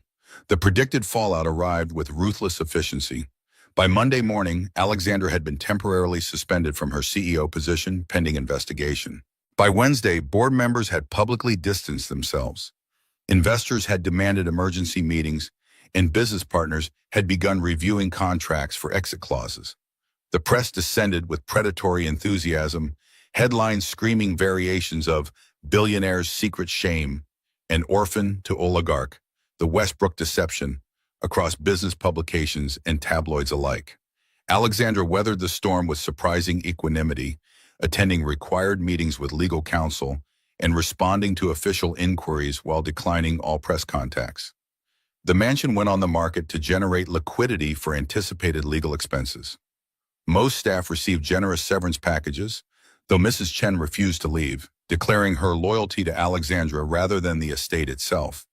Jack maintained his security position through the transition, focusing on protecting Alexandra's privacy from increasingly aggressive paparazzi while helping Michael continue his recovery. The pool house became their shared sanctuary, increasingly separate from the turmoil engulfing the main residence as Alexandra's corporate world imploded around her. What Alexandra hadn't anticipated was the response from unexpected quarters.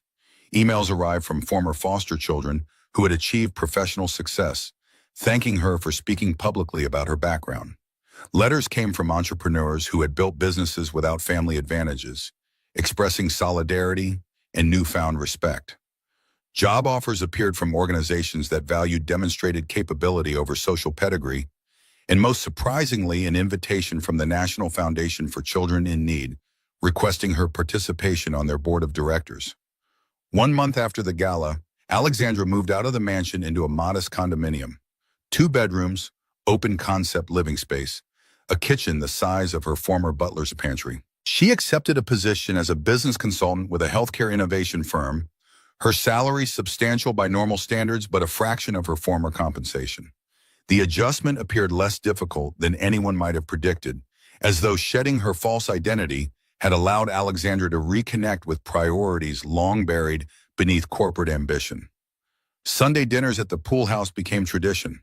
Sometimes Alexandra cooked with increasingly edible results after Jack's patient instruction.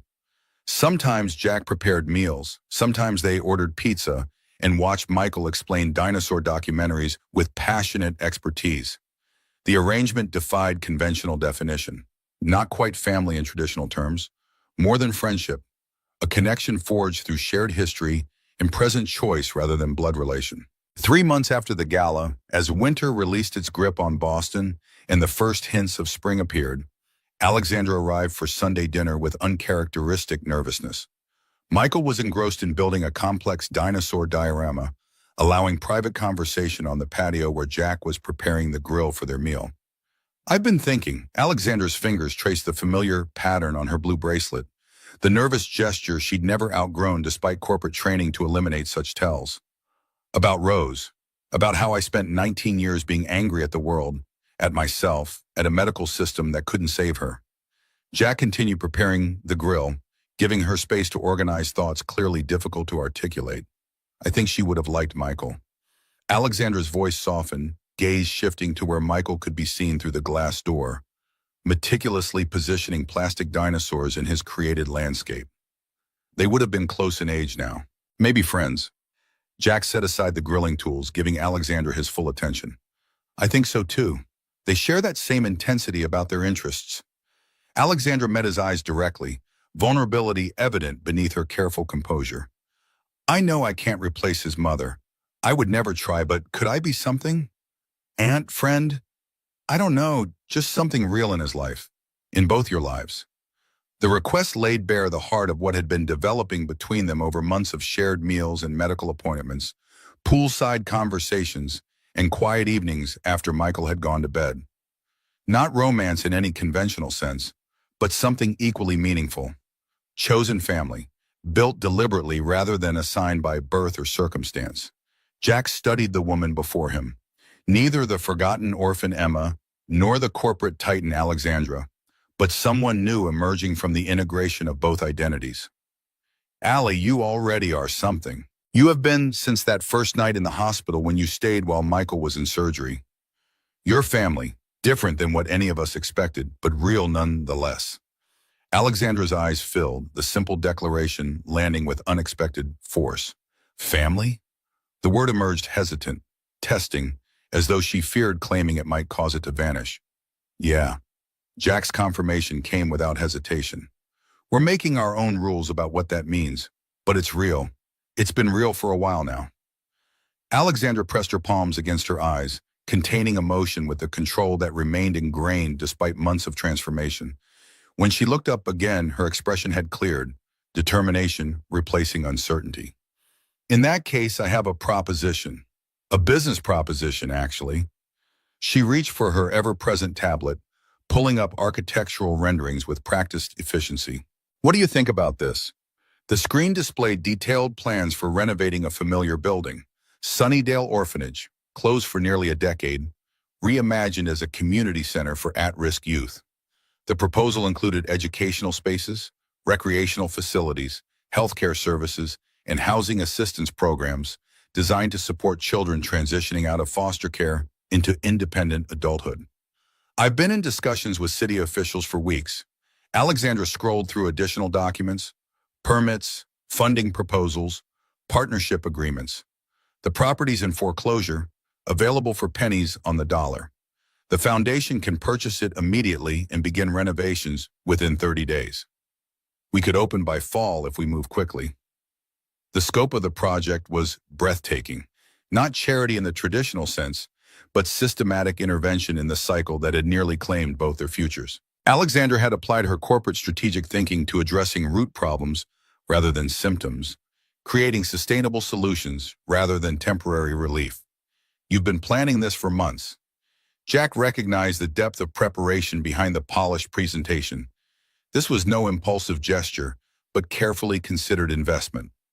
Alexandra nodded, professional confidence evident in her detailed knowledge of the project specifications. Since the night of the gala, actually, Eleanor's attempt to weaponize my background made me realize I've been viewing it all wrong. Being an orphan isn't something to hide.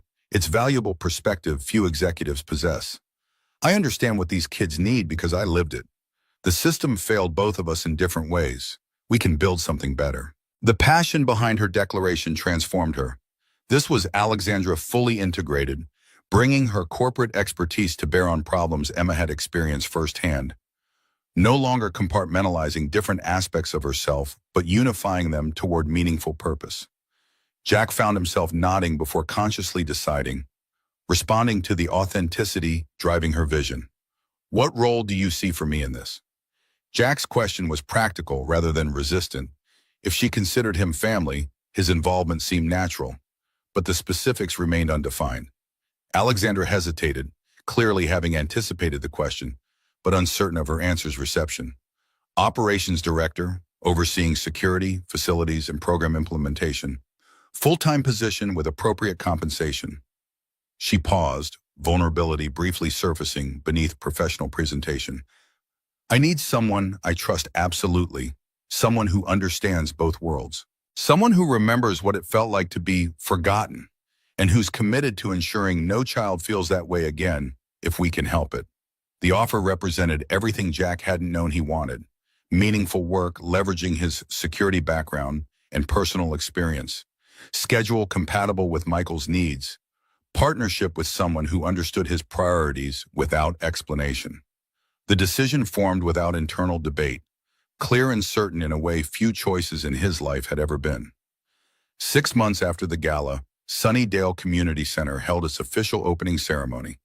The renovated building bore little resemblance to the institutional facility that had housed Jack and Alexandra decades earlier, transformed into a welcoming space filled with natural light, modern technology, and thoughtful design elements that respected its young users' dignity. Local officials praised the initiative. Foundation partners expressed enthusiasm for its integrated approach.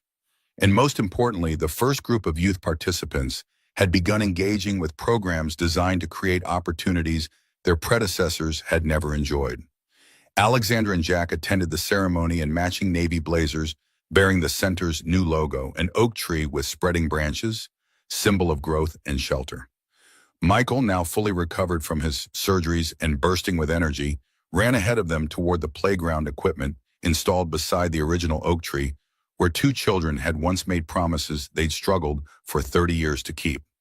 Alexandra paused beneath the ancient tree, now graced with a wooden bench and memorial plaque reading, "For those who grew here, you are not forgotten."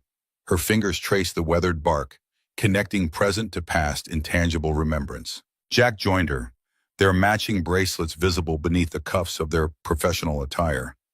I spent so long trying to erase this place from my history. Alexandra's voice remained steady despite the emotion evident in her expression.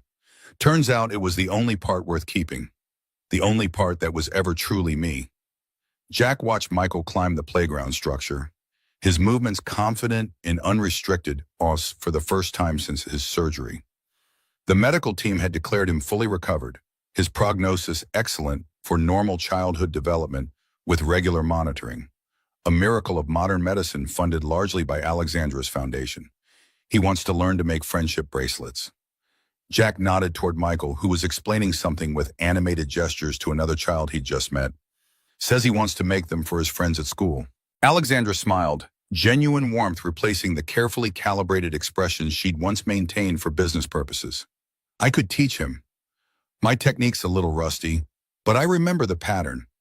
Jack studied the woman beside him, neither the frightened orphan nor the isolated executive, but someone who had finally integrated those disparate selves into authentic wholeness. Thank you for coming back, even if it took 30 years. Alexandra leaned briefly against his shoulder, a moment of contact that communicated more than words could express. Thank you for keeping the bracelet, for remembering me when I forgot myself. They sat beneath the oak tree as afternoon sunlight filtered through leaves much as it had 3 decades earlier, watching Michael incorporate another child into his dinosaur game with the natural inclusivity of the young. Two adults who had survived abandonment, built separate lives, and somehow found their way back to each other, not as romantic partners, but as something equally profound, Moss. Chosen family forged through shared history and deliberate choice. Michael ran over, breathless with excitement, pointing toward the center building. They have a science room with real microscopes. Can we go see? Jack and Alexandra stood together, each taking one of Michael's hands as he pulled them toward the building that represented their shared past and collective future. As they walked across the grounds that had once felt like prison and now promised liberation for a new generation, Alexandra glanced at the two hands holding hers, one small and sticky with playground dirt, one strong and steady with quiet confidence. Her thoughts turned to the promises, those made in childhood, those broken by circumstance, those kept against impossible odds, and those newly formed in adulthood with clear-eyed understanding of their weight. Inside the community center, children laughed and played in spaces designed for healing and growth. The walls displayed vibrant murals created by local artists, each depicting possibilities and potential rather than limitations. This place would nurture differently because of people like Alexandra and Jack, who understood firsthand what it meant to be forgotten and had committed themselves to ensuring it wouldn't happen to others. Michael settled in the science room, immediately engaged with microscope slides under the guidance of an enthusiastic young instructor. Jack and Alexandra stood slightly apart, watching his absorption with identical expressions of pride and wonder. Children are remarkably resilient. Alexandra spoke softly, her gaze encompassing not just Michael, but the room full of young people exploring scientific principles with varying degrees of interest. They can overcome almost anything if given the right support at the right time. Jack nodded, understanding she referred not only to the center's current participants, but to their own histories, the children they had been, the adults they had become despite systemic failures and personal losses. That's why this matters so much. What we couldn't have then, we can create now. Alexandra caught his eye, mutual understanding flowing between them without need for elaborate explanation. Outside, spring sunshine warmed the grounds of the place where two orphans had once made a promise with yarn bracelets.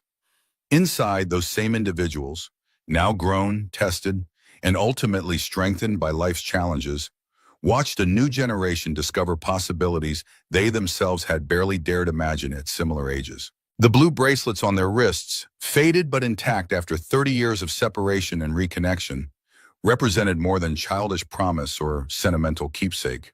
They embodied the truth that some connections transcend time and circumstance, that belonging isn't always determined by blood or legal documentation, that family can be chosen and created through intention and commitment rather than merely inherited through accident of birth. Michael looked up from his microscope, catching their gaze and waving enthusiastically before returning to his exploration. In that moment, past and present aligned with perfect clarity, three people connected not by conventional definitions, but by something equally powerful, the family they had chosen to create together, bound by blue yarn bracelets and the promises they represented, promises finally kept after 30 years of waiting.